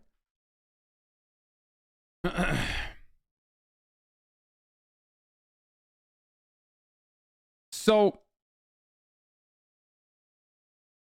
at that point, just don't travel, bro. What the fuck? Like, I just don't understand. Why are you traveling? Like, if this is the level of, like, straight up, if this is the level of fear that you experience, why the fuck are you traveling? You literally should not be flying. I'm sorry. There is no reason for you to fly. She doubled down. Headed home. While I considered following the rantings of internet trolls instead of CDC guidance, I decided to go with actual scientists recommend to keep myself and, more importantly, my loved ones safe. Catching COVID doesn't scare me. Spreading it does.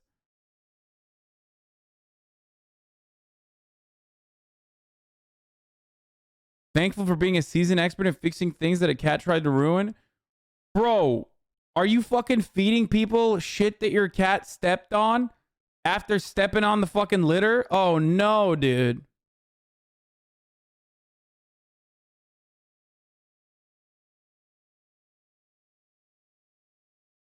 So what do you tell people to do with COVID? What do you mean? What do I personally think you should do? You should be as safe as possible. You should eliminate as much travel and as much fucking contact as you physically, humanly can. But also don't change, like, you know, obviously get fucking vaccinated. If you're double vaxxed and boosted, like, you know, if you want to be extra safe and extra take extra measures or extra precautions, then yeah, okay, don't go out as much, okay? But like ultimately, get fucking double vaxxed, okay? Get your vax, get your vax, get your booster, get your vax, most importantly. Get your fucking vaccination. Get your vaccine, okay? You don't have to go fucking ape mode like this and fucking wear a face shield and a N95 medically sealed mask, bro. You're not working the fucking you know, graveyard shift at the local ER, okay? Like this level of care is not even something that like fucking nurses are doing, okay?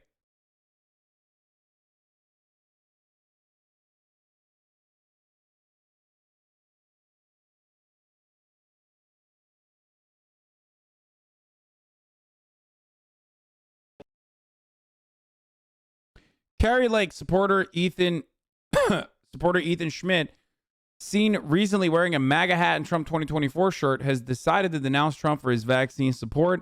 Ethan thinks Trump is a dumb boomer and vaccines are a precursor to set up the mark of the beast.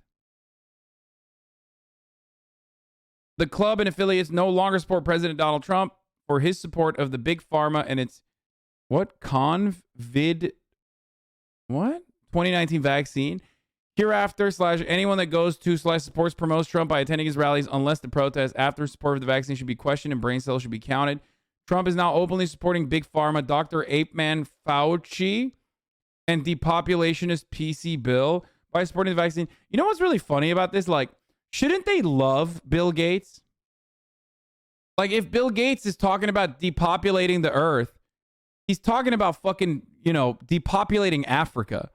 So aren't these fucking weirdo fascists, like, shouldn't they be completely on board with Bill Gates if he's, like, actually trying to depopulate the planet?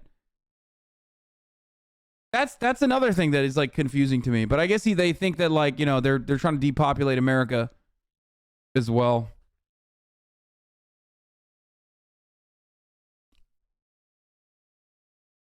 Trump is either a dumb boomer who fell for the media exaggeration hype of common cold like many other boomers, or he's evil and played along with the cabal.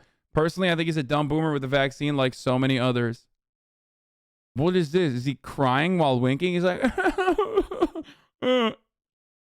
It's a crying winky face that he gave. I love that in the end. I love doing a crying winky face after I talk about a fucking psychotic cabal.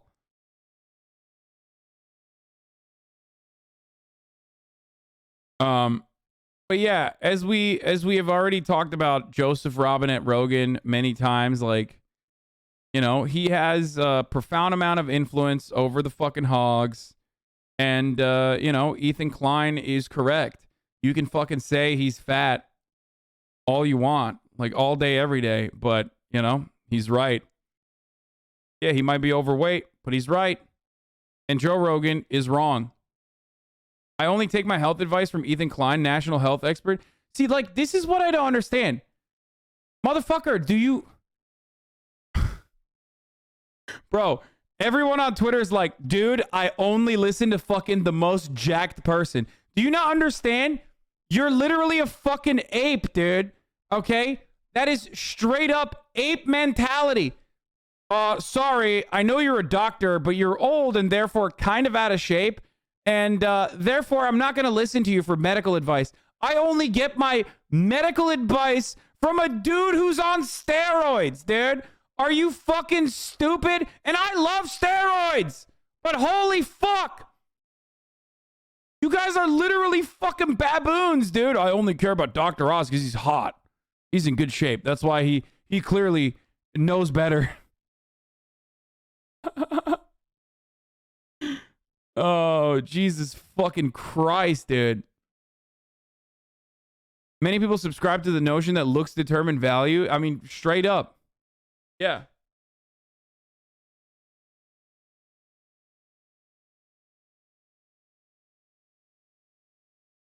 If a buff man tells you to jump off a bridge, do you do it? Yeah, these motherfuckers will be like, yes, I would. You got to train like hell till your hair falls out. Maybe that's why he hates Ethan, because he's the fucking hairline king. And homie's hair fell out like One Piece. Or not One Piece, fucking One Punch Man. What is this, Glenn Greenwald? If there's a more dreary or worthless existence or way to earn a living than sitting on your couch taking pictures of the TV than posting those context-free pics from the TV as political commentary, I honestly don't know what it would be. That's life as the Vox video does. Wait, that's literally what Glenn Greenwald does. Get someone to help with the big words in Google search. Glenn Derp.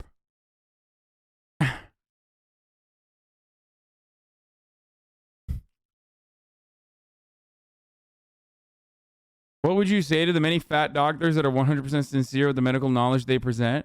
No, I don't trust them. You're fat. You can't be a doctor if you're fat, brother. Sorry. I'm going to immediately leave the doctor's office and find the first, like, 12% body fat person to get advice from that guy, okay? This is the guy talking shit on Ethan? Oh, my Lord. I don't want to make fun of him. He might have cancer. It's like... And then they're going to fucking own me. You know what I mean? My doctor is Dr. Doolittle, and he's fat as hell, but hilarious.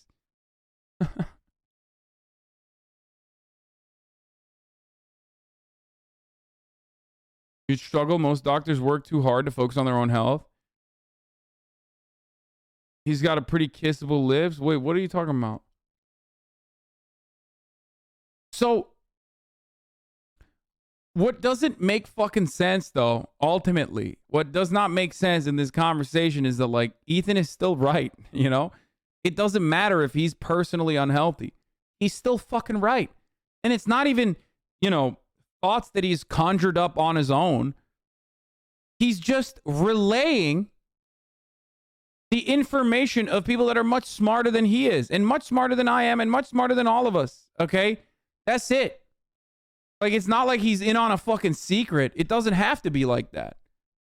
He is just, you know, listening to the experts on the subject. So it's really fucking idiotic. Says you? Wait, what do you mean, says you? Yeah, I am saying that. That is precisely what I am saying. You can't just say says you while I'm saying the things I'm saying. This is Belgium's. Like, come on, bro. You got to stop fucking. We can't be doing this. De Block out as health minister in new Belgian government. I'll be a free woman from tomorrow. Maggie De Block tells reporters. So what? Like, are you just going to find, like, did they fire her because she was overweight? Is that what happened? Like, what are you going to go find, like, fat medical experts now?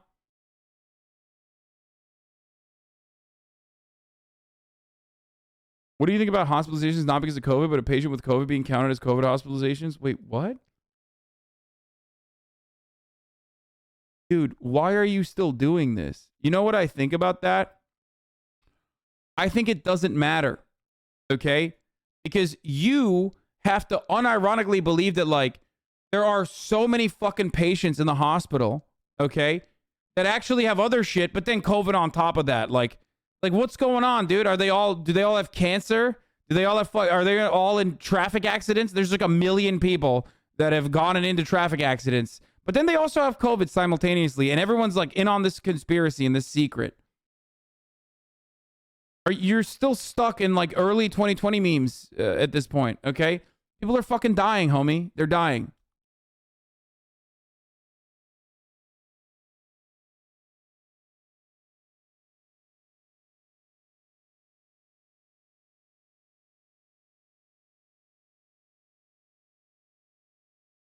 By the way, the woman has a disease. That's why she's fat. Oh, she has a disease? Then she can't be a health expert. Like, it's not even that she's overweight, but also she's a doctor. Doesn't matter. She has a disease. Imagine being a doctor and having a disease. Owned. I'm getting my expert advice from Joe Rogan. That's right. Yeah, why would I ever listen to a doctor who has a disease? LOL, can't even fucking cure your disease, Dr. L Nerd. Paging Dr. L Nerd. Hospitalization rates are inflated in Quebec because they test everyone at the hospital. Piker for Pike. Dude.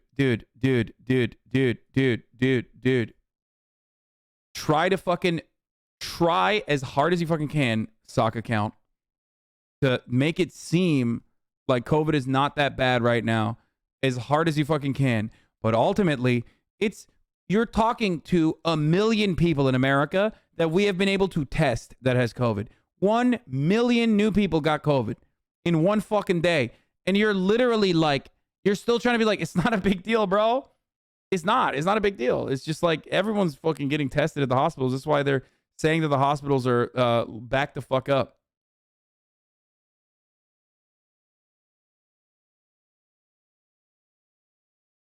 And this is at a time when there's a shortage of tests, which means that there's probably even more fucking people with COVID. Every 3 seconds, every second, 3 people are getting COVID right now. Like 9 people just got COVID while I paused there for a second, okay? For 3 seconds, technically. 1 in 336 Americans got COVID in one fucking day. And motherfuckers are still like, bro, it's just like, dude, it doesn't matter. They're just like pumping up the numbers, dude.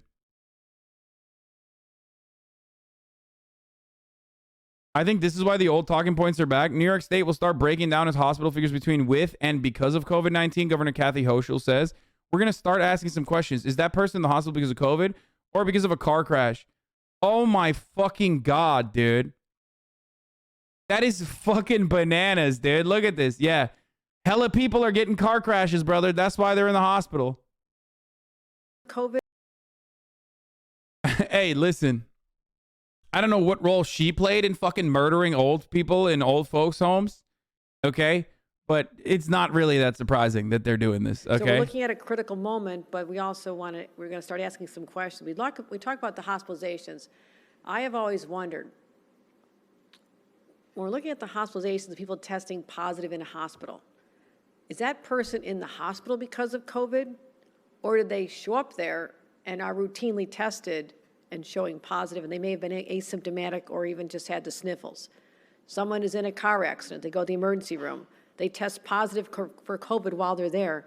The funniest part about this is like, what do they think it's going to diminish the fucking number of people? Like like how ginormous of the number of people are like, how big of a percentage of the fucking people? I don't have a problem with this, by the way. I don't have a problem with this. How is more information bad?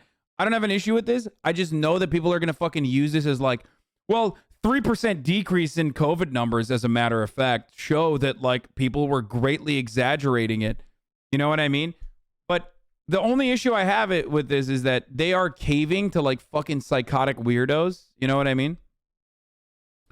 I don't have an issue with it overall, with the exception that like they are literally doing this to fucking soothe the weirdos who are going to move the fucking needle regardless. Even if it's 99% people that are hospitalized because of COVID and then 1% people that are there because they were in a fucking car crash, okay? People are still going to move the needle and fucking move the goalpost, sorry, and then move on to some other shit because they're not arguing from a point of fucking facts, okay? They're not arguing because they want to arrive at the truth. They're not arguing because they're looking at the actual data. They're arguing because they're scared. They're fearful, and they fear the change that's coming about their lives. They fear the unknown. They fear getting the fucking vaccine, and they are going to do whatever the fuck it takes to not recognize the reality and instead keep advocating for the point of fucking anger and frustration and fear, okay?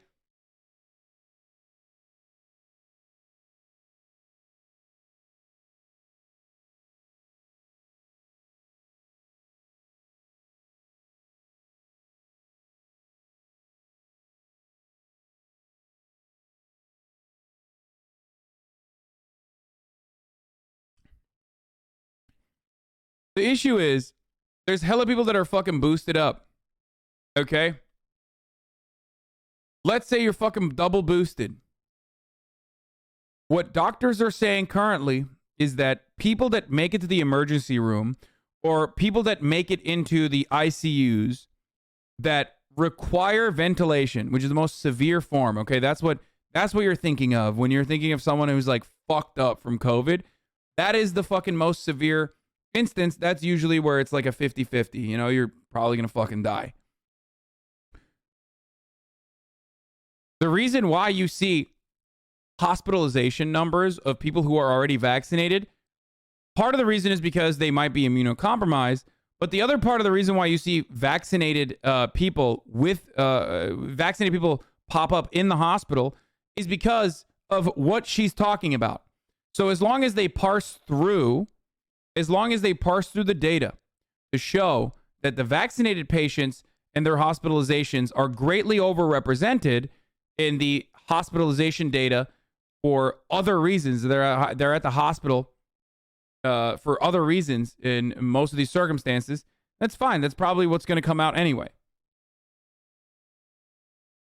But even then, that is not going to greatly move the needle. An RN once said, you're on a ventilation, you're done for. I mean, yeah, that's when it gets really, really tricky, okay? So, the 65-year-old anti-vax, anti-mask, COVID-denying receptionist at my work was admitted to the hospital last week with COVID and passed away last night. It's not because of COVID, brother. It's a government conspiracy. I bet she fucking died in a car crash and you're lying to me right now. Son of a bitch. That's right. This is what the libtards, this is where they get to. They fucking lie about all this shit. What the fuck just happened to my Twitter? Twitter just broke on me. That's weird. Anyway. Not they're being treated for COVID. Let's finish this. Now, someone's conditions can worsen while they're in the hospital. I'm not saying that won't happen, but I just been doing a random call around to some of the hospital leaders that I touch base with, and I'm seeing numbers from 20 to sometimes 50%, but we don't have clear data right now. That's anecdotal.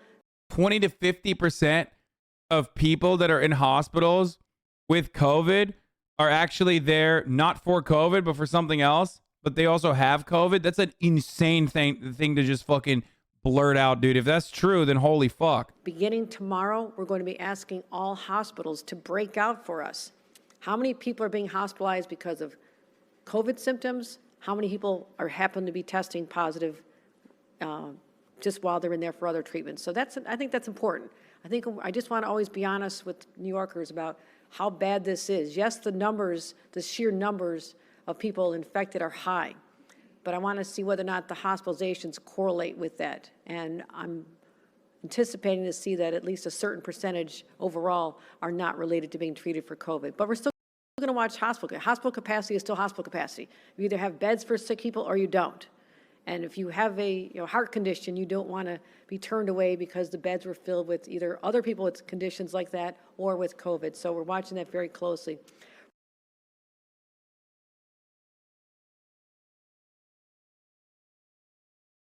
More data is great, but I don't understand why it would matter. They now have COVID and now need to be treated for it.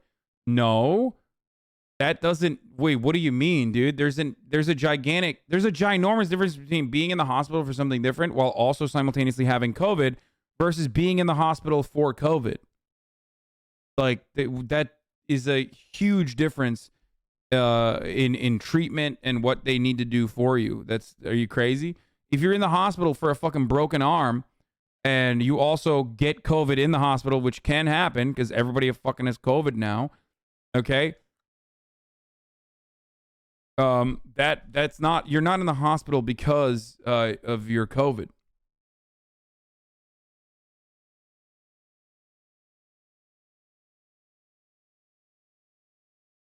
But they still take up a bed in the COVID ward and have to be treated with the nurses and doctors wearing full PPE. That's true. Yes, that is still true. They still have COVID and therefore have to be treated like they have COVID because they have COVID.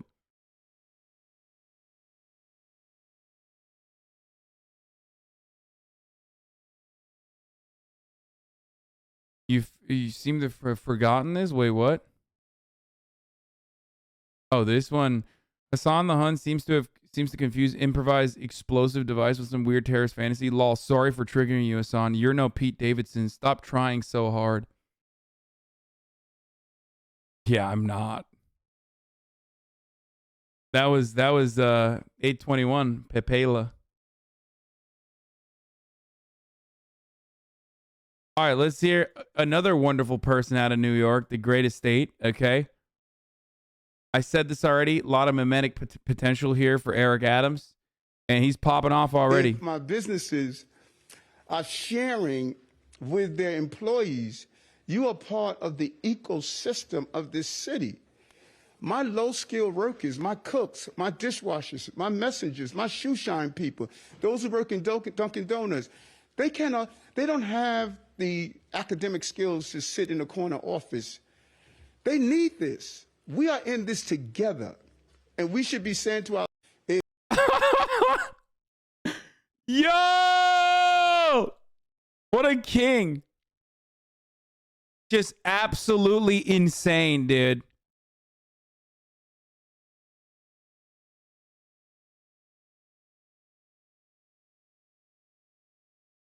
Absolutely fucking insane. He said they lack the academic skill to sit in a corner office. Are you fucking kidding me, dude?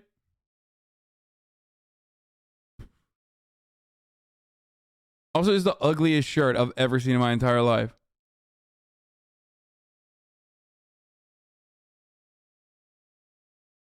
Yeah, dude, sitting in a corner office requires a profound amount of academic integrity and skill. Reporter, many workers don't feel safe going back to work in employers. Adam says, I need him to go down to Dunkin' Donuts. I need him to go down to Dunkin' Donuts. I need him to go to the restaurant. Have to come in. I'm still getting my salary. Then you are not helping those New Yorkers that need us to come in. So I want my businesses in this city to come up with a closer deadline and say we're going to start placing our toe back in the water, come in for 2 days, for 3 days, and then let's get this city back up and operating. But to say we're just going to revisit this. you're right. I want a line cook doing the company's taxes. Why is it that you always go to CPA, which like requires an authorization, which requires like skills that you don't necessarily learn in a college, but you learn when you're fucking studying for the certification for the most part. And yes, you can fucking still be a good CPA regardless of whether or not you fucking passed an exam or not. But why is it that you went for the one thing where there's actually a certification requirement, which you don't even fucking learn in college? Why? Is that what he's talking about? People in fucking corner offices, they're all CPAs, dude? I mean, obviously, when you're 12 years old and you've never actually worked in a fucking office, you don't comprehend this, but a lot of those jobs are bullshit, okay? Straight up. A lot of those jobs are fucking bullshit. And more importantly, they're occupied by dumbasses, okay? There's plenty of dumbasses in here. I'm a dumbass. And there's plenty of dumbasses in here right now sitting in a fucking corner office listening to me as they fake type into their Excel spreadsheet like they're doing work, okay? Shouts out to my dumbasses. Boss makes $1, you make a dime. That's why you fucking watch me on the company time. But that's the reality. You have probably never worked a day in your life, and that's precisely why you immediately went for the fucking CPA take. Okay? Hold on. I got to pick something up. 1 second. This in April, that's too long for you. It's, you know, January, February, March, April, 4 months of not having this business patronized, not having a restaurant patronized, not having business travelers come here to the city to go to our hotels. That is going to be devastating for our economy. And I don't know if my businesses are sharing with their employees. You are part of the ecosystem of this city. My low-skilled workers, my cooks, my dishwashers, my messengers, my shoe shine people, those who work in Dunkin' Donuts, they don't have the academic skills to sit in a corner office. They need this. We are in this together. And we should be saying to ourselves, if I remotely do my job, then that stock clerk is not going to be able to have the business he deserves. That's what I need us to understand. This is not a separate thing. To get through this, we have to get through this together. I need them to shorten the span.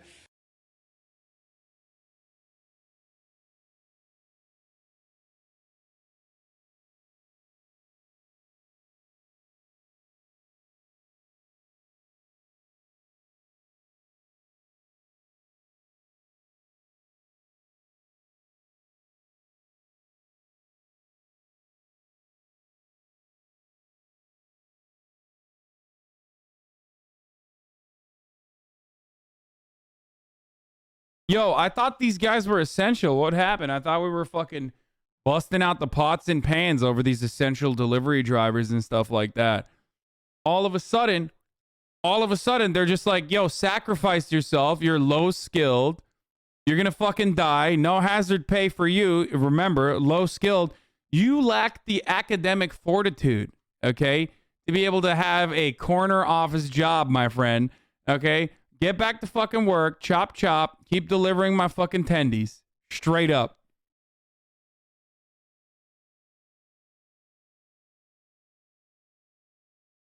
What happened, dude? What the fuck happened? Don't forget, he says he's bringing swag back. That's true. He fucking straight up did right now. When the mayor has swagger, the city has swagger. We've allowed people to beat us down so much that all we did was wallow in COVID. That's all we did. And we no longer believed. This is a city of swagger. This is a city of resiliency. And all of these messages out there of what is going to happen, we're going to survive. When the mayor... You think he might mean corner office, like the best office the CEO would be in? That makes it worse, dude.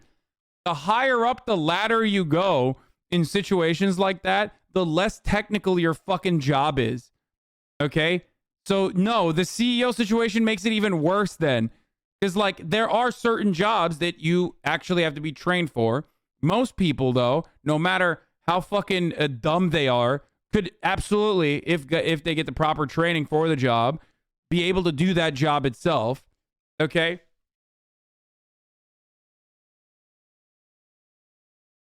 Like, it's fucking dumb as hell if you were to make that argument that, like, that CEOs are even more, that have even more academic rigor. That's crazy. New variant drop. Yeah, I saw this, bro. There's a new variant in France or something. COVID-19 variant has been detected in France. The variant is named EHU. Health officials found EHU has 46 mutations. That's even more mutations than were found in Omicron. We're not going to fucking talk about that right now until it, like, gets to a point where, you know, it's ripping through the land, okay? I love Fox News' interpretation of science. Oh, I saw this. This is great. Well, I had COVID for the second time after getting vaxxed, and now I'm pissed at everyone from Anthony Fauci to the communist Chinese government. Am I overreacting? Here's tonight's Kennedy hello Watch. and welcome to a new and fantastic week, as you may already know, because I was ranting about it. Bro, this is the least swagged out fucking Fox News set, by the way, because it's on Fox Business. Fox News' ugly brother, okay? This one... This is like, this set is so bad, dude. I can't even, oh my God. On Thursday last, I recently had COVID again. So the virus has once again become intensely personal, and now I'm pissed. Like many of you, I took all the recommended steps and took the necessary. Uh-oh. Joe Rogan, a steroid pinata whose gut is so swollen from human growth hormone, lectures people on health. Oh no. Oh no. Oh no. People are going to get even more mad at him. They're going to fucking lose their shit. Now they're going to say, the very same people that were like, Ethan, you're fucking fat, you're going to die or whatever, are going to be like, you're body shaming Joe Rogan. Yo. That's just pasta gut. It's not a very specific type of gut that you get from looking like a Ninja Turtle doing just a heroic dose of steroids.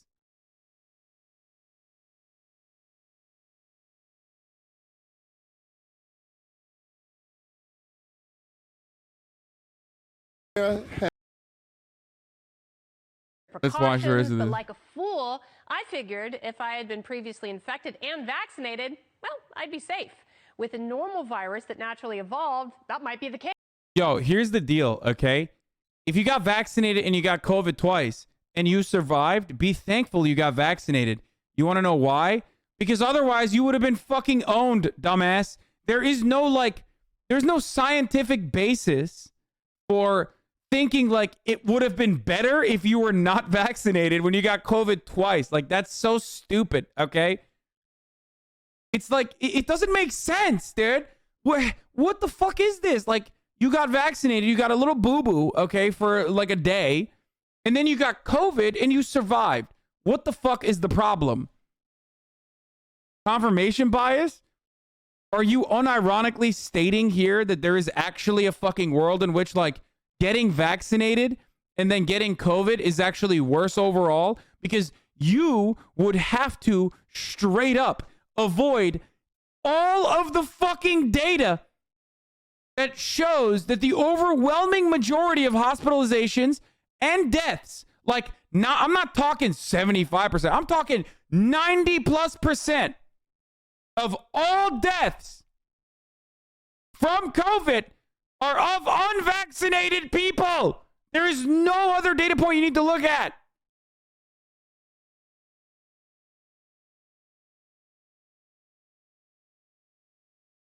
Oh, you're saying she has confirmation bias for living, but that doesn't make any sense. Like, Case. If you've had COVID, you know it is extremely unnatural and doesn't feel like anything you've experienced. Even if you had it mild, you know it's still weird. I do not buy this did some less than probable species hopping and conveniently infected the most. oh, she's saying this is man-made. Never mind. She's just saying, like, oh yeah, no, it's like this is actually a man-made virus. That's why it fucking owned me twice. Vulnerable populations on the planet. In my opinion, it is an engineered virus, and anyone who says a lab leak theory is conspiratorial speculation is full of guano. They all. I like that she's bringing it back. Remember when all the fucking libs were like losing their shit? Remember when all the libs were like also saying it is 100% without a doubt a lab leak. It is 100% without a doubt a lab leak. Like every fucking liberal was like saying it's definitely a lab leak. It's definitely a lab leak. China's responsible. What happened to that, dude? That narrative went away. I'm glad she's bringing it back.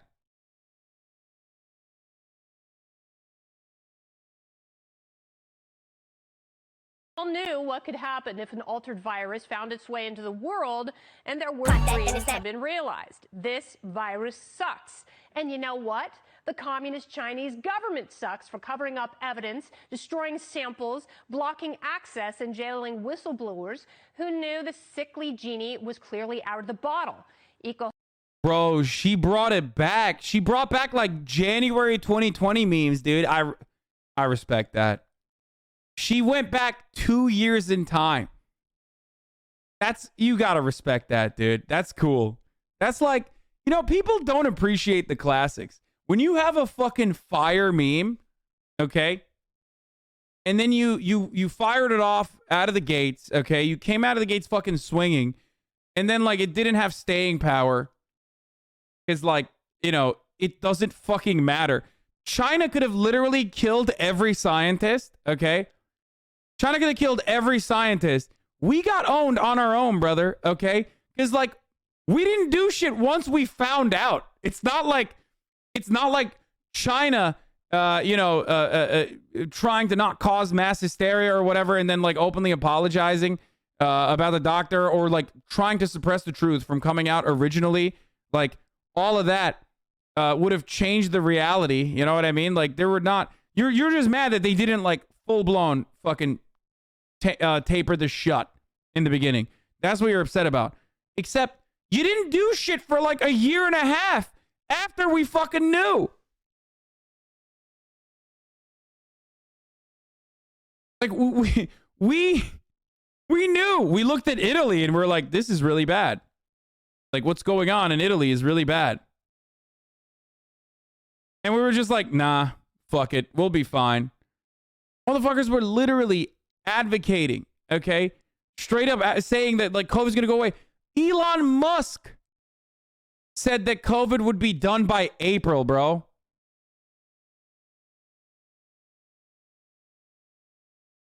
What is this? You say I'm unhealthy, but Joe Rogan, when adjusted for the outfit, has the same body as me? Interesting. Oh, he's trolling. Oh, God. People are going to fucking lose their shit.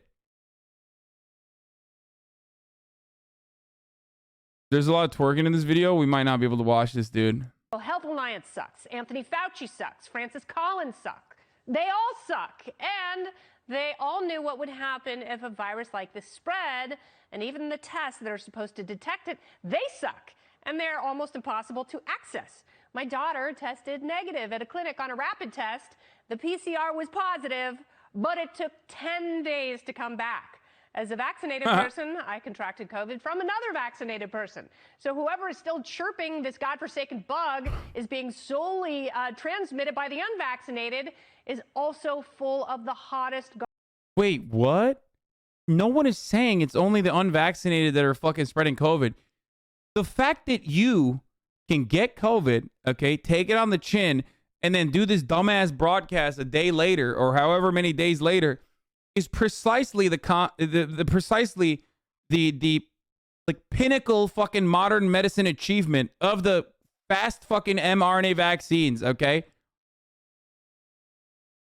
That's it. Like, otherwise you'd be fucking dead, dude. People are saying that. People are saying that, though. Some people do believe that. You mean like unvaccinated people don't spread COVID? No. Vaccinated people can still spread COVID, okay?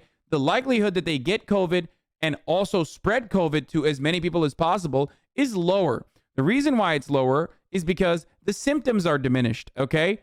So they still have and can and do spread COVID. Everyone can, okay? It just mitigates how much COVID you can spread. It doesn't fucking matter that people are saying shit. People are wrong all the time.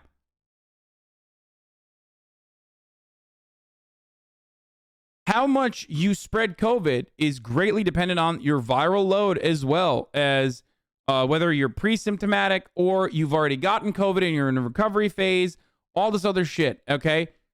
Getting a vaccine absolutely reduces the viral load, okay? That's it. But it doesn't mean that you're not going to be able to fucking deliver a big load to some other unvaccinated people or vaccinated people as well. Garbage, and they suck too. So what's the bright side here? The Omicron variant is so contagious, everyone will pretty much have it within the next 2 weeks. And once it peaks, we will glimpse something like normal. President Biden has a VOD stating vaccines mean you don't get COVID, which implies they don't spread COVID because they don't get it. Okay. In the original variant, in the original Wuhan variant, before the Delta variant came and started fucking ripping through the planet, the likelihood that you would get COVID and give other people COVID if you were vaccinated was lower. Okay? But that all changed when the Fire Nation attacked. So that's old meta. That's old meme shit. Also, Biden is a fucking brain dead boomer. He says the wrong shit all the fucking time. What the hell's wrong with you? He might have said it last week. I don't fucking know. He's a psycho. He's old as fuck. His brain is rotted. Okay? Alpha was the Anglo variant, by the way. We have memory hold that. Anyway. Tyra Grove Kraus. She is a fancy state epidemiologist in Denmark. She says we will have our normal lives back in 2 months. I will take it. I don't trust the people in power in this country. The arsonists are pretty much running the fire department. So if a rational and skeptical expert says we can resume our rituals by next month, I am on board the Danish Express. And bro, you got COVID twice. The fuck are you talking about resuming our rituals? She's like simultaneously mad that she got COVID and gave it to other people, while also talking about how, like, you know, I need someone who's sane to tell me that everything can go back to normal. Yeah, dog, everything. First of all, we're already doing that. Like, the arsonists that are running the fire department literally said that, okay? They said, yeah, fuck it, dude. YOLO. Everybody's getting COVID. Fuck it. There's nothing we can do there, okay? Anthony Fauci can take his fear-mongering, eternal masking and shove it up his puckering honey hole because he'll never unsuck. In the meantime, I'll keep chomping on elderberry gummies and sipping ginger tea until I feel somewhat presentable. And all I ask of this administration is to please put the screws to China and finally hold them accountable for this hideous horror show. Bro, China about to be like COVID? What? That's a problem? People are going to go up to the Chinese government and be like, hey, you need to be held accountable for your crimes. And China's going to be like, COVID is a thing? What? You guys still have COVID? You fucking idiots, dude. That's crazy. Y'all have COVID? Not us, motherfucker. When like 3 people get COVID in one region, we lock down the entire fucking area and we deal with it.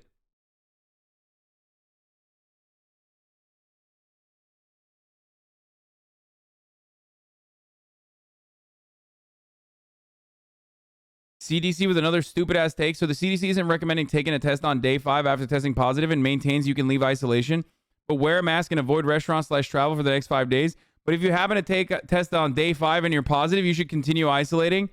Yo.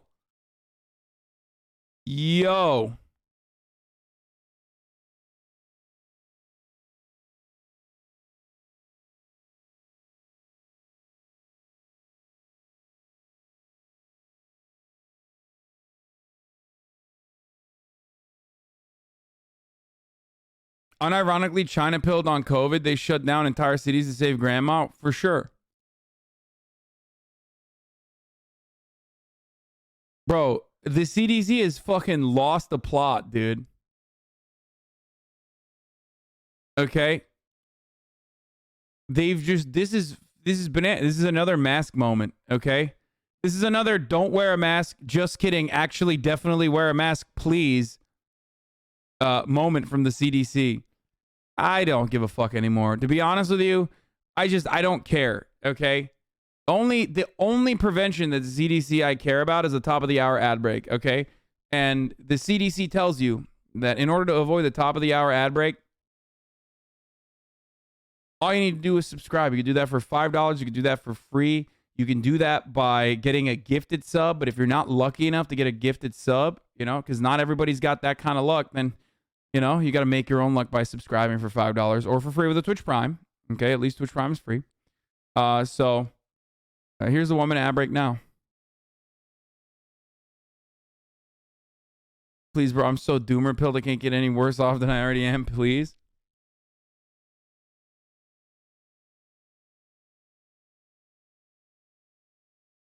This is fucking completely unacceptable, by the way. It's just like, it's demon time at the CDC, I think. Bananas. Straight up fucking bananas. That this is where we're at now.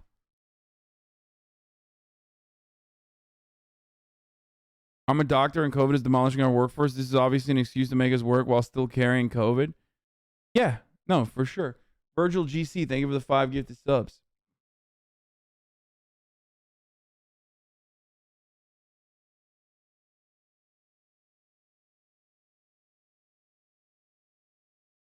Ethan with another take.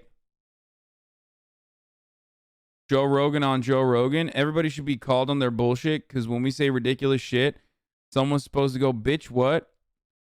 And if no one's saying bitch, what? When you say ridiculous shit, you're hanging out with the wrong group of people.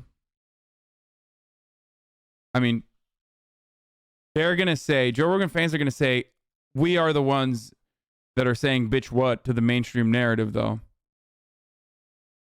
I'm not a subscriber, don't have ad block, and am in Ohio. Why? What, do you not see ads? Good for you, then. Don't worry about it.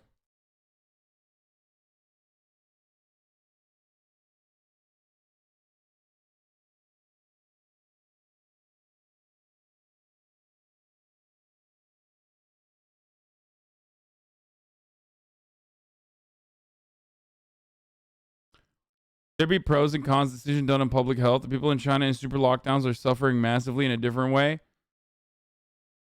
What the fuck are you talking about, dude?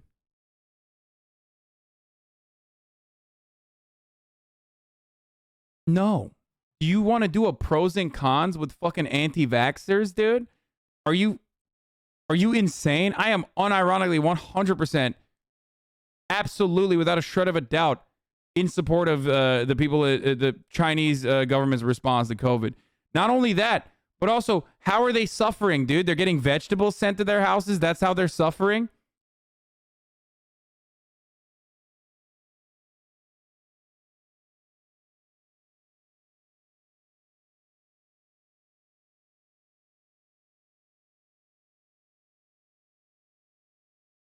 They're suffering so hard with their government delivered food shipments during a pandemic with under 10K total deaths. Yeah, dude. It's like homies that talk about Australia. It's like, well, how far is too far? Look at Australia. It's like, yeah, look at Australia, you know? Look at them. They're fucking they're chilling. They're cooling. You sound like a vegan? Wait, what? Why?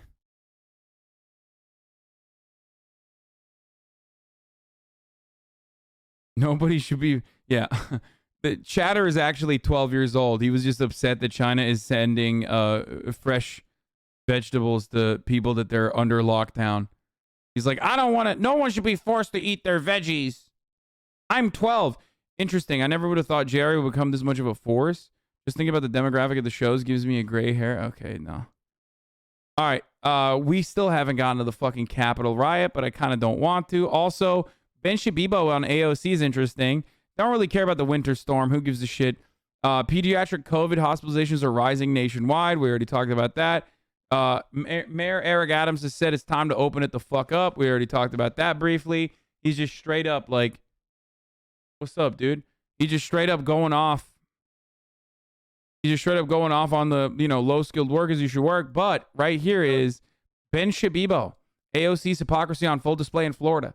AOC, you show the rest of Floridians your feet, your bare, naked feet. And yet, here you are, not blessing my timeline with bare, naked feet. I've only seen your boyfriend's bare, naked feet. Curious. You claim to be a socialist, yet no feet pics for Ben Shabibo. Curious. Distribute the feet pics for all to see. Pressable. Unbelievably fresh, so face, magnificently stupid. Alexandra Ocasio-Cortez. She decamped from locked down New York City, where everybody is still masked, where they have vax mandates, despite the fact that the vaccinated are still passing the disease. She decamped to Florida. Did you see the new census prediction for the 2021 population? The U.S. population increased by just 0.1%, the lowest in American history, in great part due to COVID deaths and austere immigration restrictions. Yeah. Yeah, yeah. Let's turn the United States into Japan too. That's one area where we didn't have issues. That's another area of issues that we should create for ourselves by fucking shutting off immigration and also murking all of our people with COVID. And technically, old people are dying, so I guess it wouldn't look exactly like Japan, but. Let's keep going. She was down here in Death Santis's hellscape, right down here in my state, vacationing with her boyfriend. Isn't that nice? Like that's so nice. She left a locked down state that she helped create to come down here to my state, which she is constantly ripping on as a. Wait, Ben Shabibo? I thought he was in Tennessee. Since when is he in Florida now?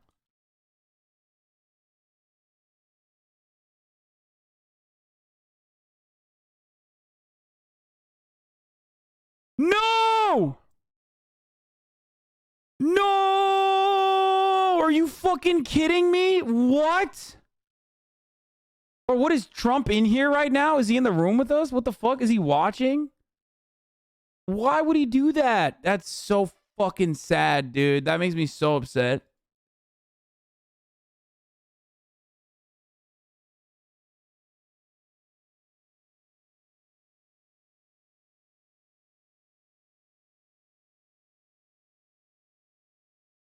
That is devastating, dude. He 100% got COVID. That is very, very sad.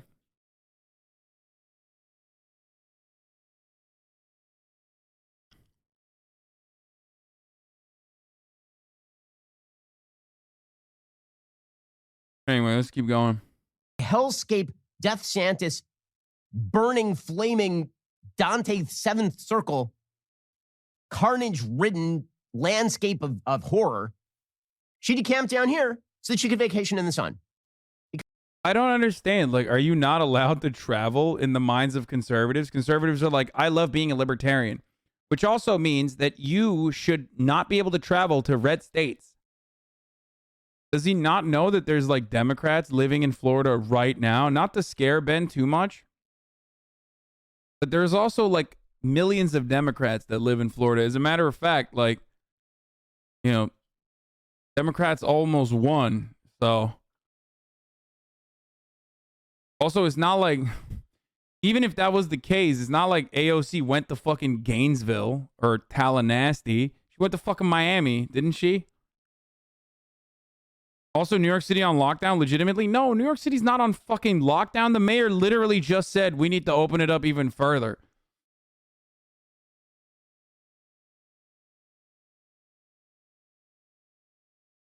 I saw him in Florida last week. He lives in my grandma's community in Boca Raton. Oh, that's so awesome. Oh, what I would do. What I would do to see, just to get a glimpse of that bad boy, that big, that thick pussy. Oh.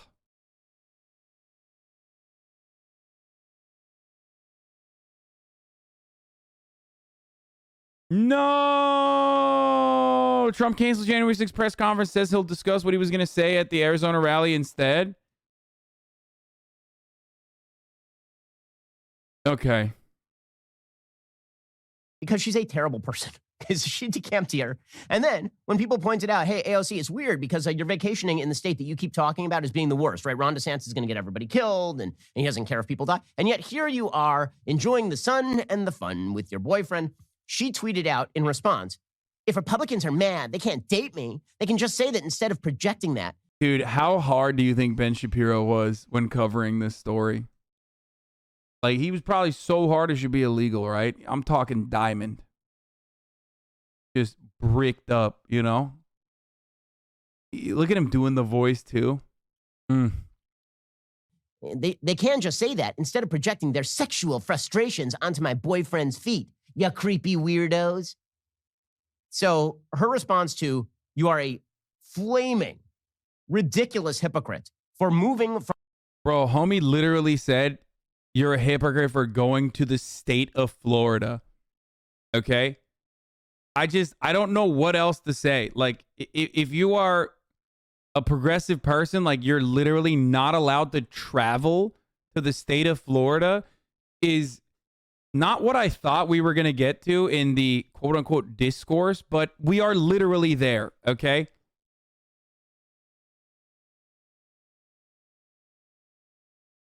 It's just like, bro, I don't know if you know this, but the weather is nice, dude. Okay, that's kind of, you live there, so you should know this, but the weather is kind of nice this time around in Florida, unlike many other places. So that's the reason. Trump's statement. In light of the total bias and dishonesty of the January 6th unselect committee of Democrats, 2 failed Republicans, and the fake news media, I'm canceling. Oh, dude, what the fuck?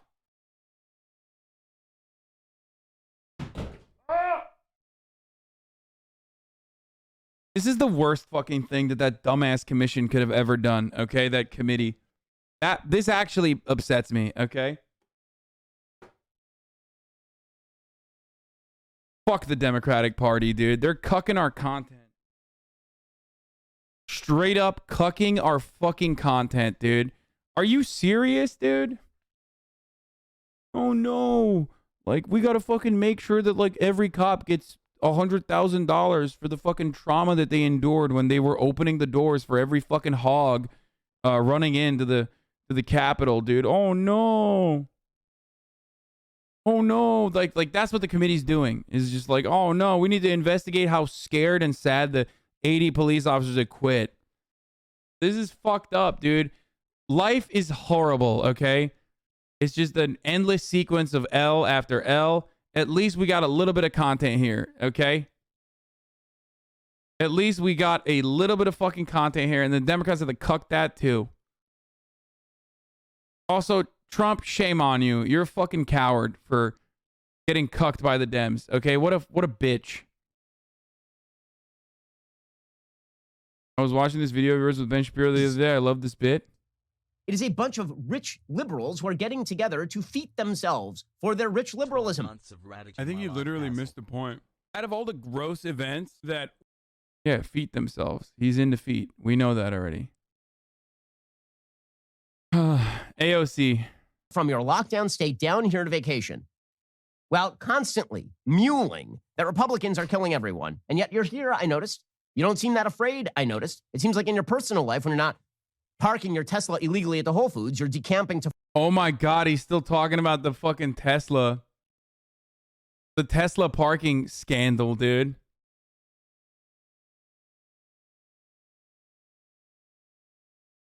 It's nuts. Oh my God. He's a fucking absolute psycho. To Florida for vacation. When we notice that, her response is, it's just because you want to have sex with me. Well, maybe it's because you're a moron. Maybe that's the problem. Maybe it's because you're a stupid. Maybe it's because you're a giant stupido. Maybe it's because you have the brain... Oh my God. Ben. Yahweh's watching, motherfucker. What do you mean? You're using no words right now, dude. Ben's going in, dude. He is so horned up. Holy fuck. He said stupido. He's so bricked up, there's no power up there, okay? He's so bricked up, all the blood is down there. None up here. He's just losing it, dude. Power of, like, the little oven lights in the easy bake ovens that I get my daughter. Like, calling her a stupido is racist? Man, who gives a fuck? That one is so stupid that it's like really? That's where you're harping on, dude? He sounds like a fucking baby. Like, he sounds like a child, okay? If you're getting mad at that point, it's like, you know. When you reach a certain point, I've said this before, when you reach a certain point of stupidity, it's like, it becomes funnier because, you know, he's trying to be racist probably in his mind, but like, it was a swing and a miss, you know what I mean? Because that's the worst thing that could come out of your mouth, is that estupido was the, you know, he got so angry that like he was trying to be as like vitriolic as possible, and he said estupido. If you're gonna get mad at that, if you're gonna get caught up on that, I don't know what to tell you, okay? That's hilarious, dog. Are you fucking kidding me? Yeah, he's learning Spanish to impress her. Exactly. Like, maybe it's because you are one of the dumbest people alive. That's why we are pointing this out. And then she tweeted out, it's starting to get old, ignoring the very obvious strange. Bro, he is impossibly hard, okay? This is weird to watch. It's like he's like foaming out of the mouth, like stupido. Yo! Strange sexual frustrations that underpin the Republican fixation on me, women, and LGBT plus people in general. Is she gay now? I missed that part. These people clearly need therapy, won't do it, and use politics. Is she gay now? That means I will never see the feet pics. Are you saying I don't have a chance? Politics is their outlet instead. It's really weird. No, what's really weird is that we point out that you are a ridiculous human being. And your first response is, well, that's just because you want to screw me. If somebody has a problem here... Oh my God! Yo! Stop, dude! Bro, my man had an aneurysm, dude. Look at that. He literally had like he had a fucking minor aneurysm. Look at this. Ridiculous human being. And your first response is, well, that's just because you want to screw me.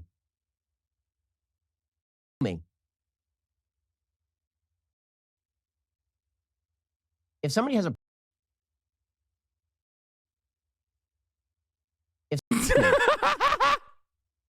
If somebody... Stop! He's like, oh God. What is going on, dude? Oh, Jesus Christ, dude.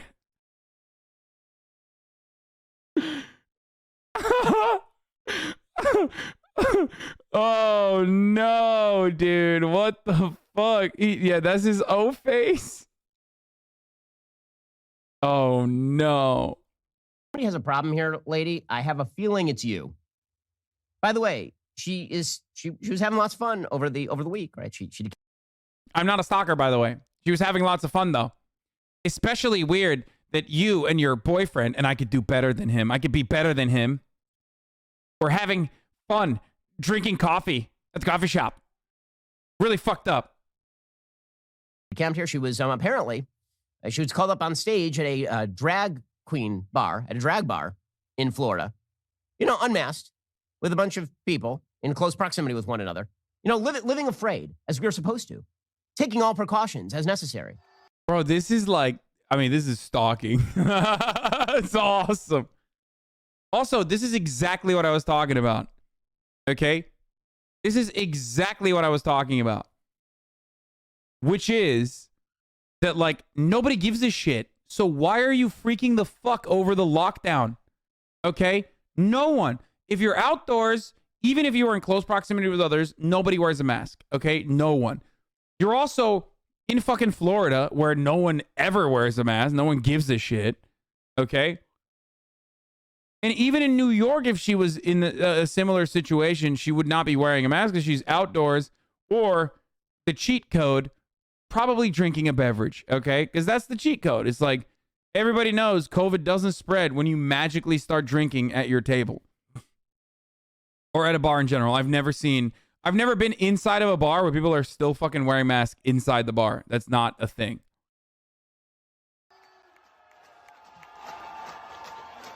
There she is. Oh, smiling. Oh, there we are. Oh.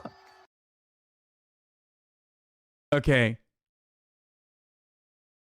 Okay, to be fair, like, obviously you can't deflect away from all criticisms as a congressional representative by saying, like, you're just horny and you want to fuck me. But this is pathological, dog. You sound like a serial killer. Like you're like, you know, you're definitely showing a range of emotions that are you know, consistent with some kind of pathological obsession here.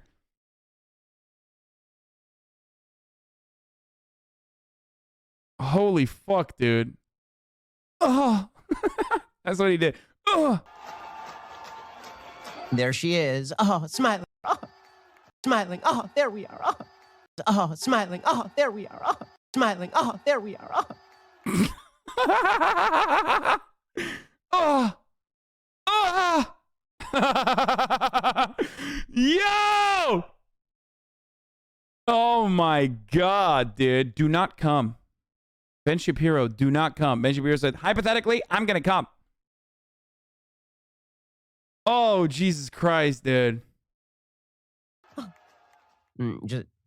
Man, these folks. Okay, so. What? Man, these folks. Man.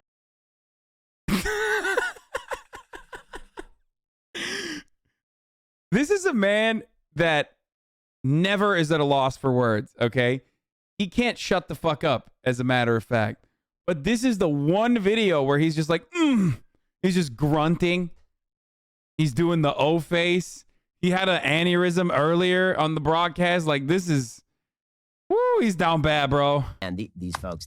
Okay, so I will say this. The media's treatment of this is truly astonishing. So they don't ask why Joe Biden is headed off to Delaware. They don't care. Right? He's going to Delaware. It's fine. It's fine. The man needs his nap, and he needs his Ensure, and he needs his Matlock. And it's Christmas break, so why the hell not? And they don't care that AOC is decamping down to Florida to enjoy vacation in the land of sun and fun that she decries as, once again, a landscape of death. They don't care about any of that. What they care about is, where's Ron DeSantis? Literally the day after Joe Biden just absconded. Yeah, I wonder why they would care about that. I wonder why people would care about where Ron DeSantis is, though. Like, for real. And for the record, like, yeah, Joe Biden going on fucking vacation with like 1 million COVID cases. Bad look, okay? But the reality is, what the fuck's Joe Biden gonna do, bro? What is he gonna do? Wet his diapers again? Is that what he's gonna do? Half the time, he's literally in a fucking a cryostatic chamber anyway. He's in a cryo chamber somewhere. What's he gonna do? You think Joe Biden does shit, bro? He's literally a fucking figurehead. He's a puppet. He's half dead. They decided, where's Ron DeSantis? And this started trending on Twitter. Where's Ron DeSantis? Where's Ron DeSantis? Where's Ron DeSantis? Where's Ron? Well, it turns out that where was Ron DeSantis? This is the big own. His wife has cancer. Turns out that Ron DeSantis was taking care of his wife who's having cancer treatments.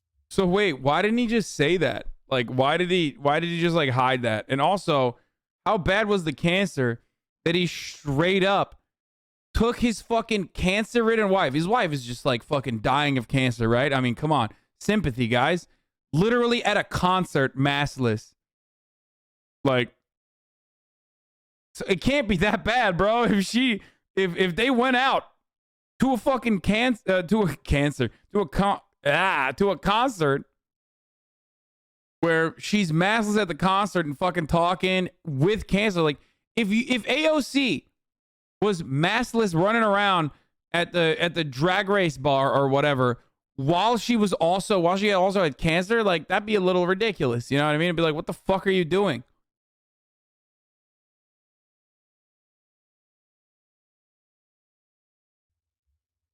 So that's nice. Apparently, he took his wife to cancer treatments over Christmas break. And meanwhile, AOC was tweeting out about Ron DeSantis. She tweeted, hasn't Governor DeSantis been inexplicably missing for like 2 weeks? If he's around, I would be happy to say hello. His social media team seems to have been posting old photos for weeks. In the meantime, perhaps I could help with local organizing. Folks are quite receptive here. Smiley face. Yeah, come down here and try to run, AOC. Let's see how that. Please come down here and try to run all over my body with your size 7.5 feet. Come on, please, AOC. Yeah, you better run here. That would be, hypothetically, that'd be terrible. That goes for you. Really, really. Pick a district. Anytime. Or, alternatively, just stay the hell out of my state because you don't belong. What do you mean my state? Bitch, you grew up in fucking Beverly Hills, dog. Shut the fuck up. Your father is a violinist, okay? You literally grew up in California your entire fucking life. What do you mean my state? Since when, you bitch? You fucking went to Florida like last week because you don't want to live in Tennessee, okay? He used to make it seem like he moved to Tennessee, but apparently he moved to Florida. The business is now run out of Tennessee. That's so funny, dude. He's like, Florida is my state. It's like, dude, you can't say that, okay? First of all, gross, okay? Why the fuck are you taking ownership of Florida? Even motherfuckers from Florida don't take ownership of Florida, okay? But, like, you definitely can't take over ownership of Florida. AOC's mom has been living in Florida for longer than Ben Shapiro, okay?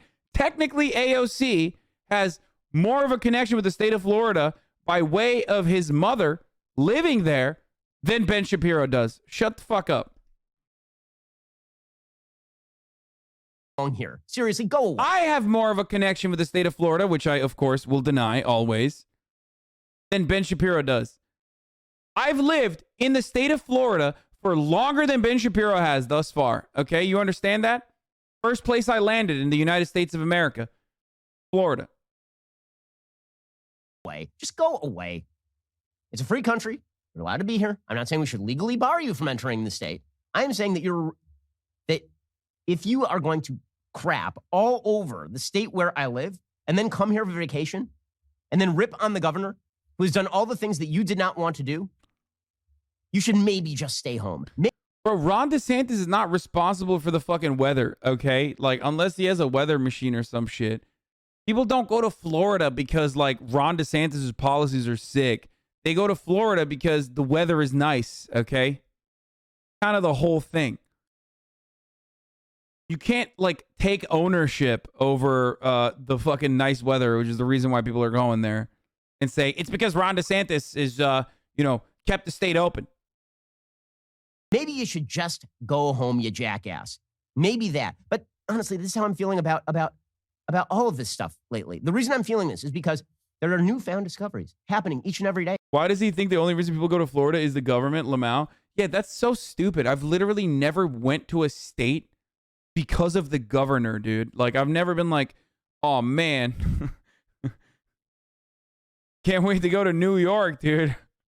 hang out in a state with a liberal governor. Finally, yeah. All these people that are coming to California for vacation are coming because gruesome Gavin Newsom, baby. Hey, from the left about things that all of us, those of us who've been listening to the show, those of us who've been following the data, right? There are many things that we have been saying for well over a year, and some things we've been saying for a couple of months since Omicron, that you guys have been ignoring. And yet suddenly it has dawned upon you like a ray of light from the heavens. The clouds opened and suddenly the voice broke forth. The voice, not of God, but of God is a woman. Ariana Grande's voice came down from the heavens, and suddenly you were bestowed with vast wisdom with regard to COVID that some of us have been saying by looking at the data for the last several months. How's this? Bro, why did they paint his eyebrows? Like, it's not a good look, dude. Let me help you out, okay? This is a big story. Prince Andrew, that's right.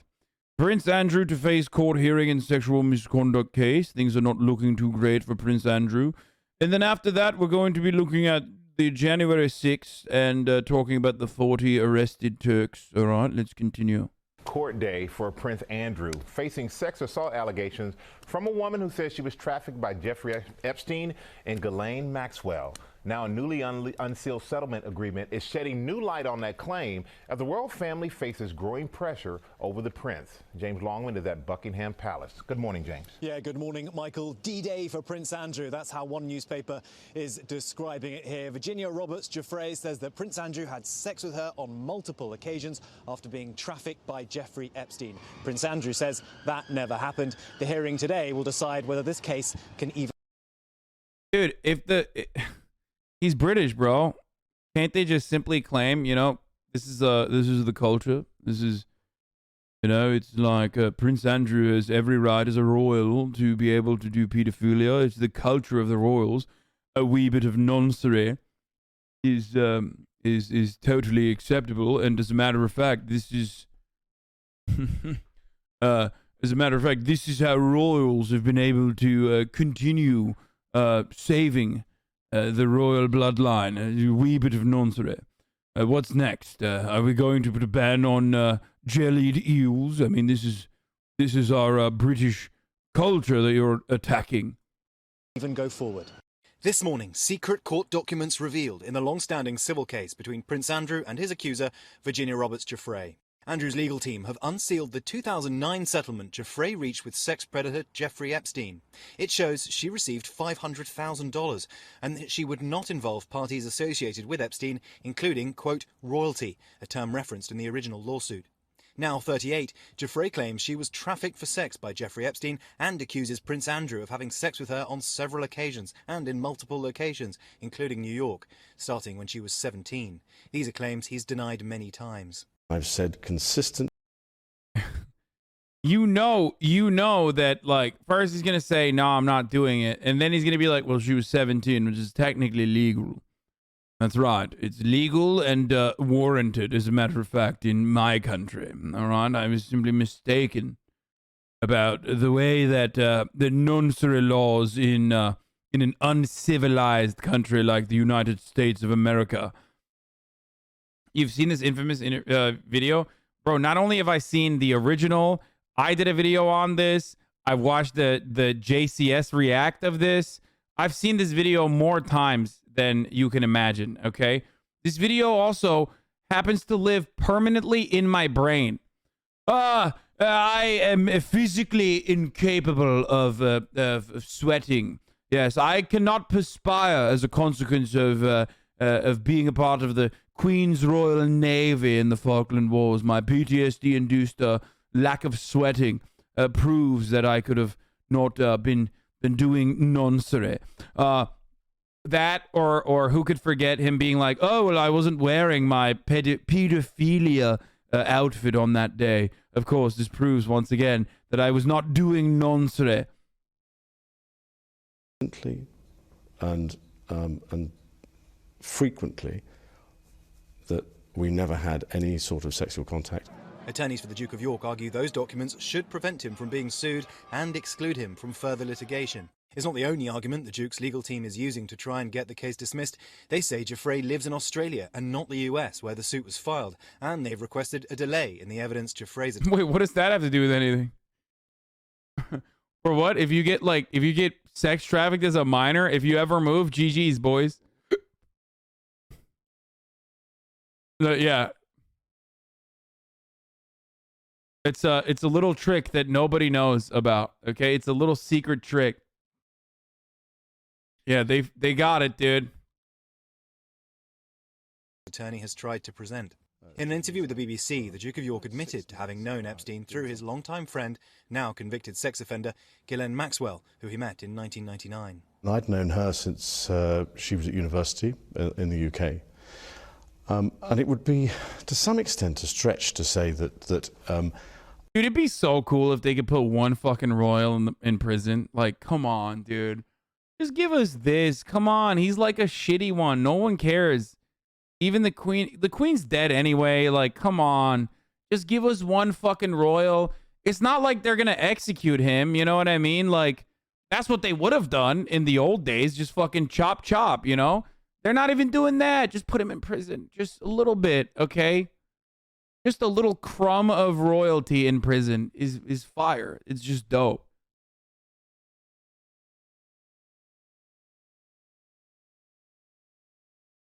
It's called the Crown Prosecution Service for a reason. As it were, we were close friends. The interview was part of an extended one-on-one BBC special, where Prince Andrew said he'd stayed in Epstein's New York City property even after Epstein was convicted of sex trafficking. And it was this response to allegations made by Giuffre that made it a now infamous exchange. She described dancing with you and you profusely sweating. Scottish police should work with the feds to extradite him for Balmoral. What's the Queen gonna do? Burn the police? What the fuck? You did not write this in the most Scottish way you could. Oh no! Oh, I love that so much, dude. I love that so much. What's the Queen gonna do? Burn the police? Yes! That's how Scots type, dude. No fucking cap. No, I know, dude. I know. What's the Queen gonna do? Fund the police? And that she went on to have bath, possibly. There's a slight problem with the sweating because I have a peculiar medical condition. Let's go! Let's go! This is the best part. Where oh god, this is a masterpiece, dude. There's a slight problem with the sweating because I have a peculiar medical condition, which is that I don't sweat, or I didn't sweat at the time, and that was actually yes, I didn't sweat at the time because I had suffered what I would describe as an overdose of adrenaline in the Falklands War when I was shot at. Andrew has denied Giuffre's claims, and his attorneys have called her lawsuit baseless, meant to achieve another payday. Now, it's not clear when the judge will make a decision on this, but I think whatever the outcome, the pressure is just mounting on Andrew. The big question, well, will he ever return to his public duties as a member? By the way, that was a lie. I don't know if they showed the second part of that, but like, there are photos of him literally fucking sweating. Also, he was sweating throughout the interview, bro. So, like, I don't know why he was like, I've never sweat in my life because of the Falkland Wars that I was a part of. Yes, a peculiar condition, a medical condition that is, you know, I do not like to admit readily. Like,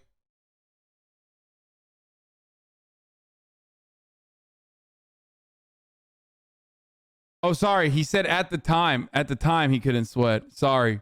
There was a minor period there was only a minor period where he couldn't sweat, except, you know, he was sweating at that time. So it's bullshit. Yes, that's right. Member of the royal family. George. Okay, James, thanks. Let's bring in our chief legal analyst, Dan Abrams. Welcome him back. Also, royal expert Victoria Murphy. Dan, let's start with you.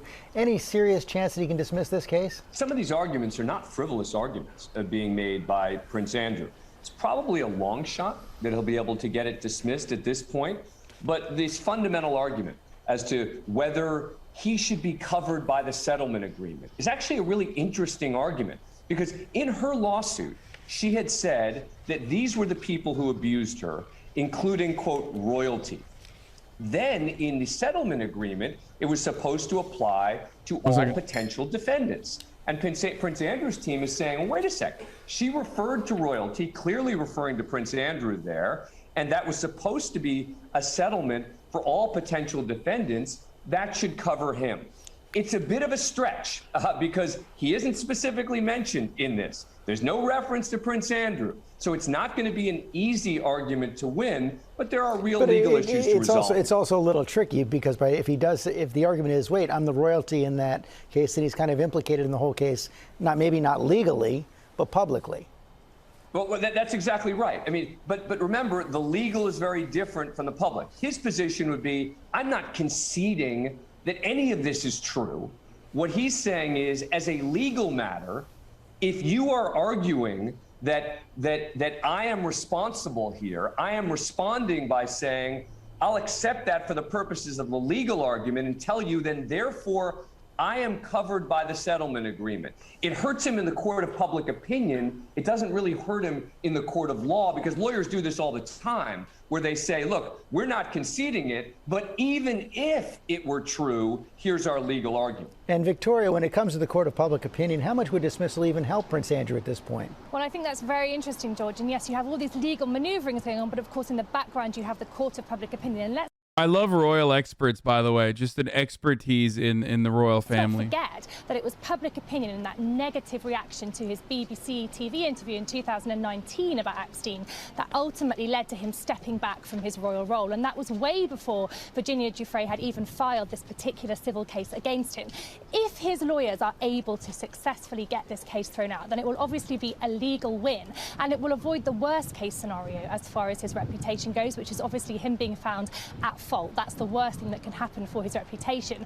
But what it doesn't do, I think, is completely turn things around for him. For a lot of people, him tackling the allegations themselves head on and successfully doing that is now what is required in order to turn this around completely as far as his reputation goes. Any sense of what's going on with the royal family right now? The royal family is, of course, acutely aware of how damaging this is. And we can see that from the fact that they have totally erased him from the public face of the monarchy. They've done everything they can to distance themselves. He hasn't appeared publicly with the royal family at all in the last 2 years, apart from at his own father's funeral. And the fact that he didn't even appear in his own daughter's wedding photograph. So even the public the royal family has decided, GG's, you know?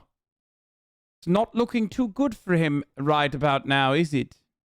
But that doesn't mean that they won't defend him. Obviously, they are going to continue defending him. Especially because the royal family routinely does fucked up shit. They are literally fucking monarchs, dude. I mean, if there is one group of individuals that's automatically a villain, it's the monarchy, okay?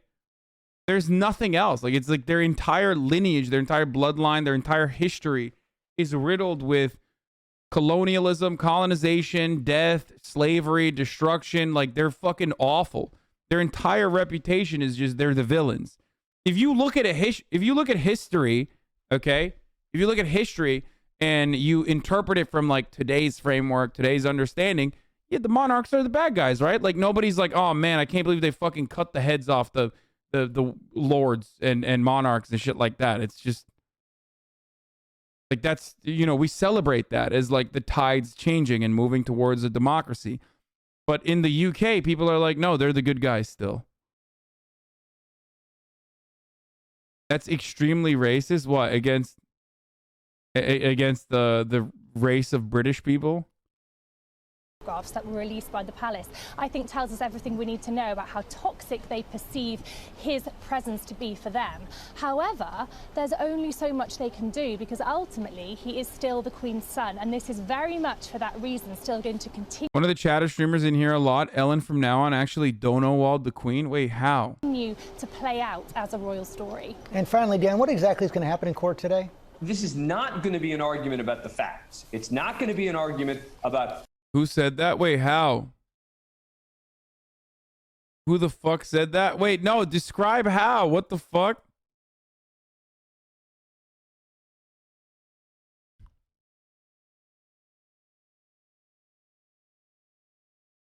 I was offered an MBE for trans rights work and turned it down. Oh. What's an MBE?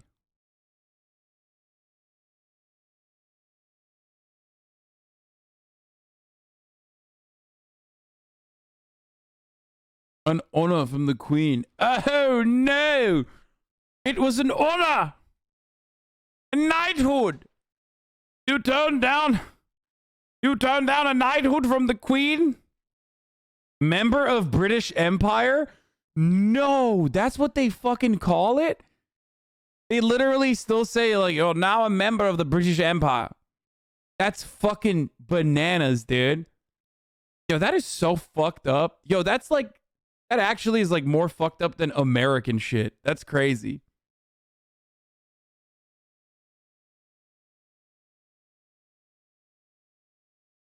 What empire, bro? You blew a 13 colony lead, motherfucker. What do you mean empire? Ah! Whether this is true. This is going to be a very technical legal argument on a number of fronts, where the prince is trying to get the case dismissed, where the plaintiff is saying the case should continue. And this is going to be a critical ruling, because if the case is dismissed at this point, case is over. If the case moves forward, that's terrible news for Prince Andrew on a number of fronts. Dan Abrams, Victoria Murphy, thanks very much. Hi, everyone. George Stephanopoulos here. All right, here it is, boys. Here it is. I know you've been waiting for it. I know you've been waiting for it. That's right. Donny O'Sullivan is back. And better than ever. We're moving on from bravophobia to Donny O'Sullivan talking to the American Hogs. It's Hogwatch. It's back in a big way. That's right. Let's take a look. Here after the violent and well-documented attack on the U.S. Capitol, some people are still deflecting blame from Donald Trump and his supporters, and instead they're embracing conspiracy theories. They are pointing fingers at Democrats and the FBI. CNN's Donny O'Sullivan is joining us now from Washington. Donny, it's pretty astounding what people believe.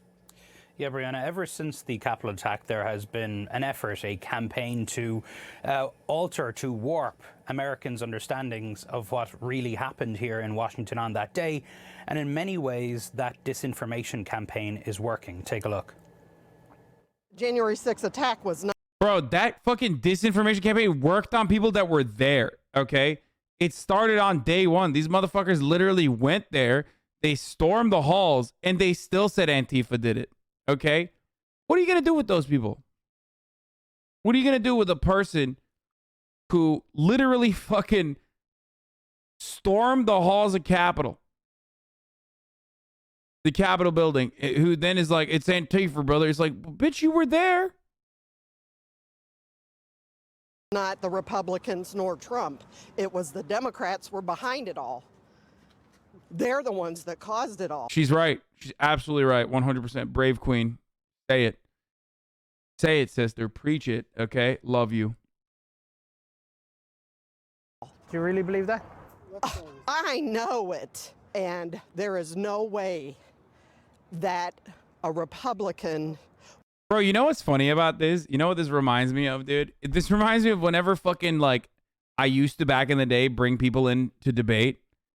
And then every time I dunked on them, someone else in the chat would be like, actually, you should get a smart conservative, okay? The moment that they get fucking owned, they're like, fucking Democrats, actually. A Republican would never do such a thing. It's because, like, they are simultaneously living in a fucking universe where like Republicans are always wrong, always right, and they can never do any wrong, and they're brave and they're truth tellers and they're patriotic. But they also have to, whenever they get fucking absolutely owned, that is not true. They're like, well, that wasn't a real Republican. That must have been a Democrat.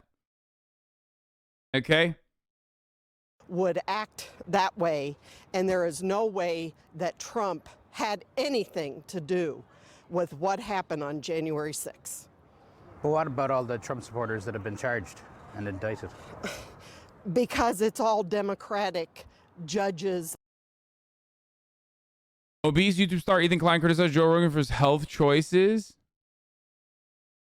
The Wait, what? Resident YouTube blowhard Ethan Klein took aim at the popular podcaster and host Joe Rogan. Dude, what the fuck? Dude, these people are fucking crazy.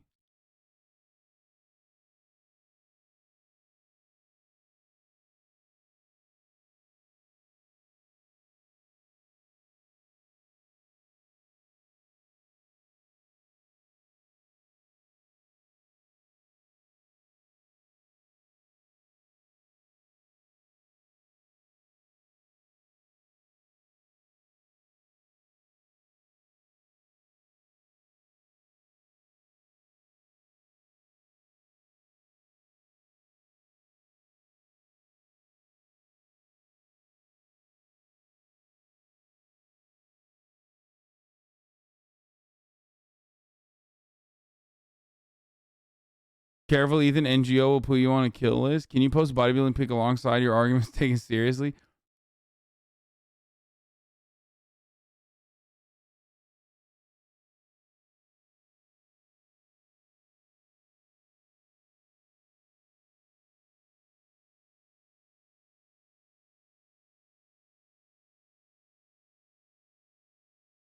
Okay, I'll take out the hottest.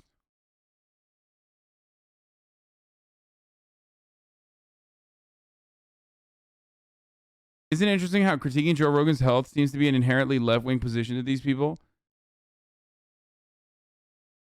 Working fighter doggo. I don't care if it's off topic. You must look. No.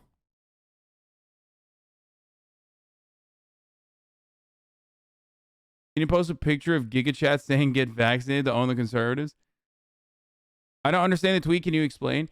Every single person is completely fucking not listening to what Ethan Klein is saying. And they basically keep saying, like, you're fat. Shut up. You're fat. What the fuck do you know about health? And it's so insane. He said nothing about, like, him being fucking fat or Joe Rogan. He only talked about Joe Rogan's health choices. As far as, like, the weird shit that Joe Rogan puts in his body. Okay? That's all he fucking said. And everyone immediately was like, imagine being fat and calling out Joe Rogan. Okay? It's like, dog, who cares what Joe Rogan's body fat percentage is? It's like, it's a very weird fucking thing to harp on, to get upset at regularly. Like Joe Rogan has low body fat percentage, but he's still a fucking baboon when it comes to a lot of medical takes.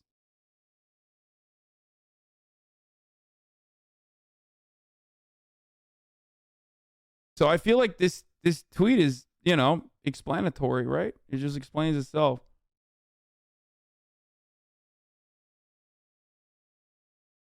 Nah, LaMaffeo, you're just defending hypocrisy at this point. What hypocrisy, you dumb bitch? Ethan openly admits he's fucking unhealthy. Like, he openly states he's unhealthy. None of that has anything to do with what doctors are saying you should do. Like, unless, is that how you operate? Like, do you just go to the doctor's office and you're like, oh, what the fuck? My doctor's not shredded, dude? Get the fuck out of here. I'm going to do the opposite of what my doctor is saying, because he's not shredded. Like, you have to literally have an ape brain. You have to be like a caveman to be like, oh yeah, Joe Rogan swole. Joe Rogan swole. He must know more about medicine than my doctor, who is not as swole as Joe Rogan. So do you look to like Dr. Mike, the hot doctor, and go, all right, He's hot. He clearly has a six pack. So, you know, just listen to him then against Joe Rogan's advice.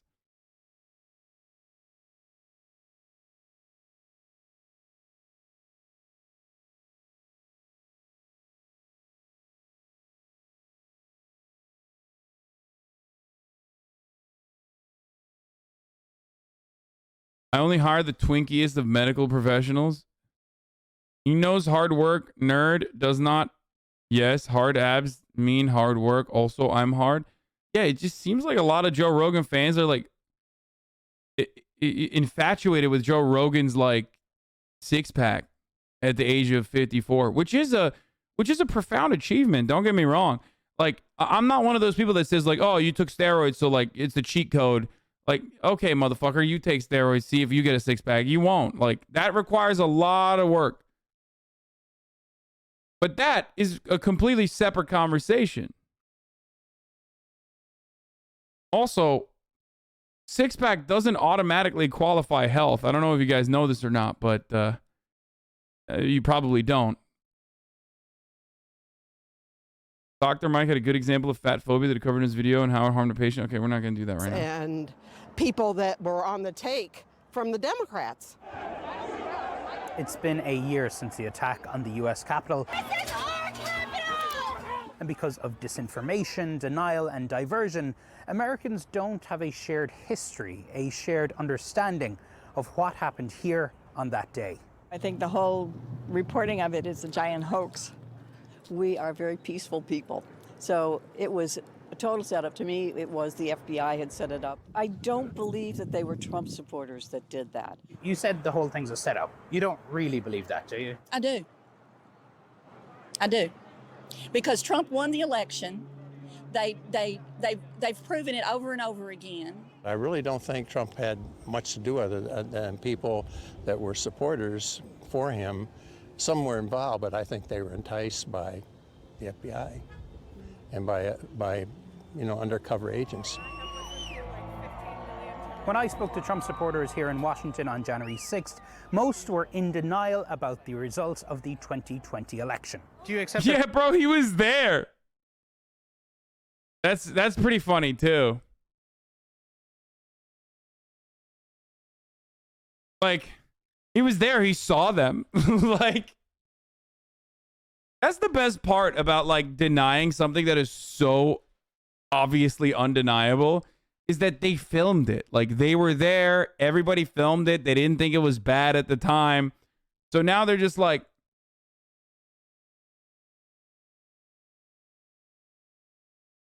be a man, Ethan, and challenge Rogan to a health fitness comp. See who comes out at the end of the month with better stats all around. Oh my God.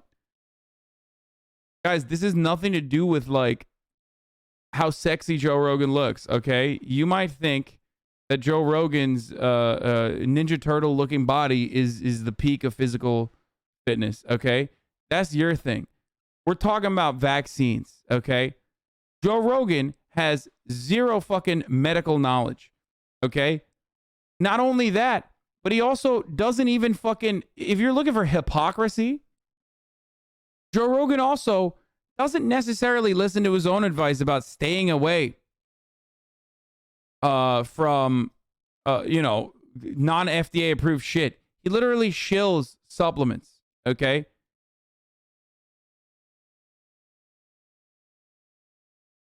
I don't know what else to say about this issue. I don't know why people are just like hyper focusing on one aspect of this. That Biden won the election? Absolutely not. Biden did not win this election. On January 6th, we walked with Trump supporters who marched from the White House, where Trump was doing his speech, here to the U.S. Capitol. And as we arrived here, that is when the first security barrier was breached. At the time, some Trump supporters told me they were happy with what happened here at the Capitol. Getting worse. Are you proud of what happened here today? Absolutely. I think we should have gone on in and yanked our senators out by the hair of the head and drug them out and said, no more. I'm absolutely... Yep, that's Antifa. Straight up. Tony got him. That's Antifa. She must be Antifa. No Republican would ever say such a thing, that you know, that the president basically also kind of said and agitated them towards. That would never. That's weird. Must be Antifa. Absolutely stand behind 100% what happened here today. 1,000%. I think it's terrible how this election was stolen. Federal prosecutors have charged more than 700 people in connection with the Capitol riot and repeatedly documented the rioters' support for President Trump. But some people in right-wing media have pushed the dangerous idea that it was all an FBI plot. FBI operatives were organizing the attack on the Capitol. There is absolutely no evidence whatsoever that this was some kind of false flag event staged by the Democrats or the FBI. What would you say to people who say January 6th was the biggest attack on American democracy since the Civil War? Absolute rubbish.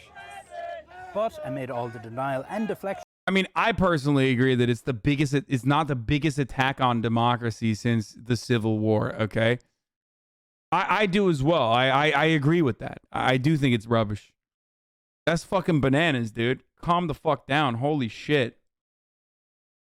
Sorry, I may seem like I'm not paying too much attention to what's going on the screen, and that is because I'm certainly not downloading videos of Johnny Sins as a doctor to make a funny meme about this is the only shredded doctor I believe in, and he's saying to get the vaccine. So, not what I'm doing at the moment on my phone while this video is going on.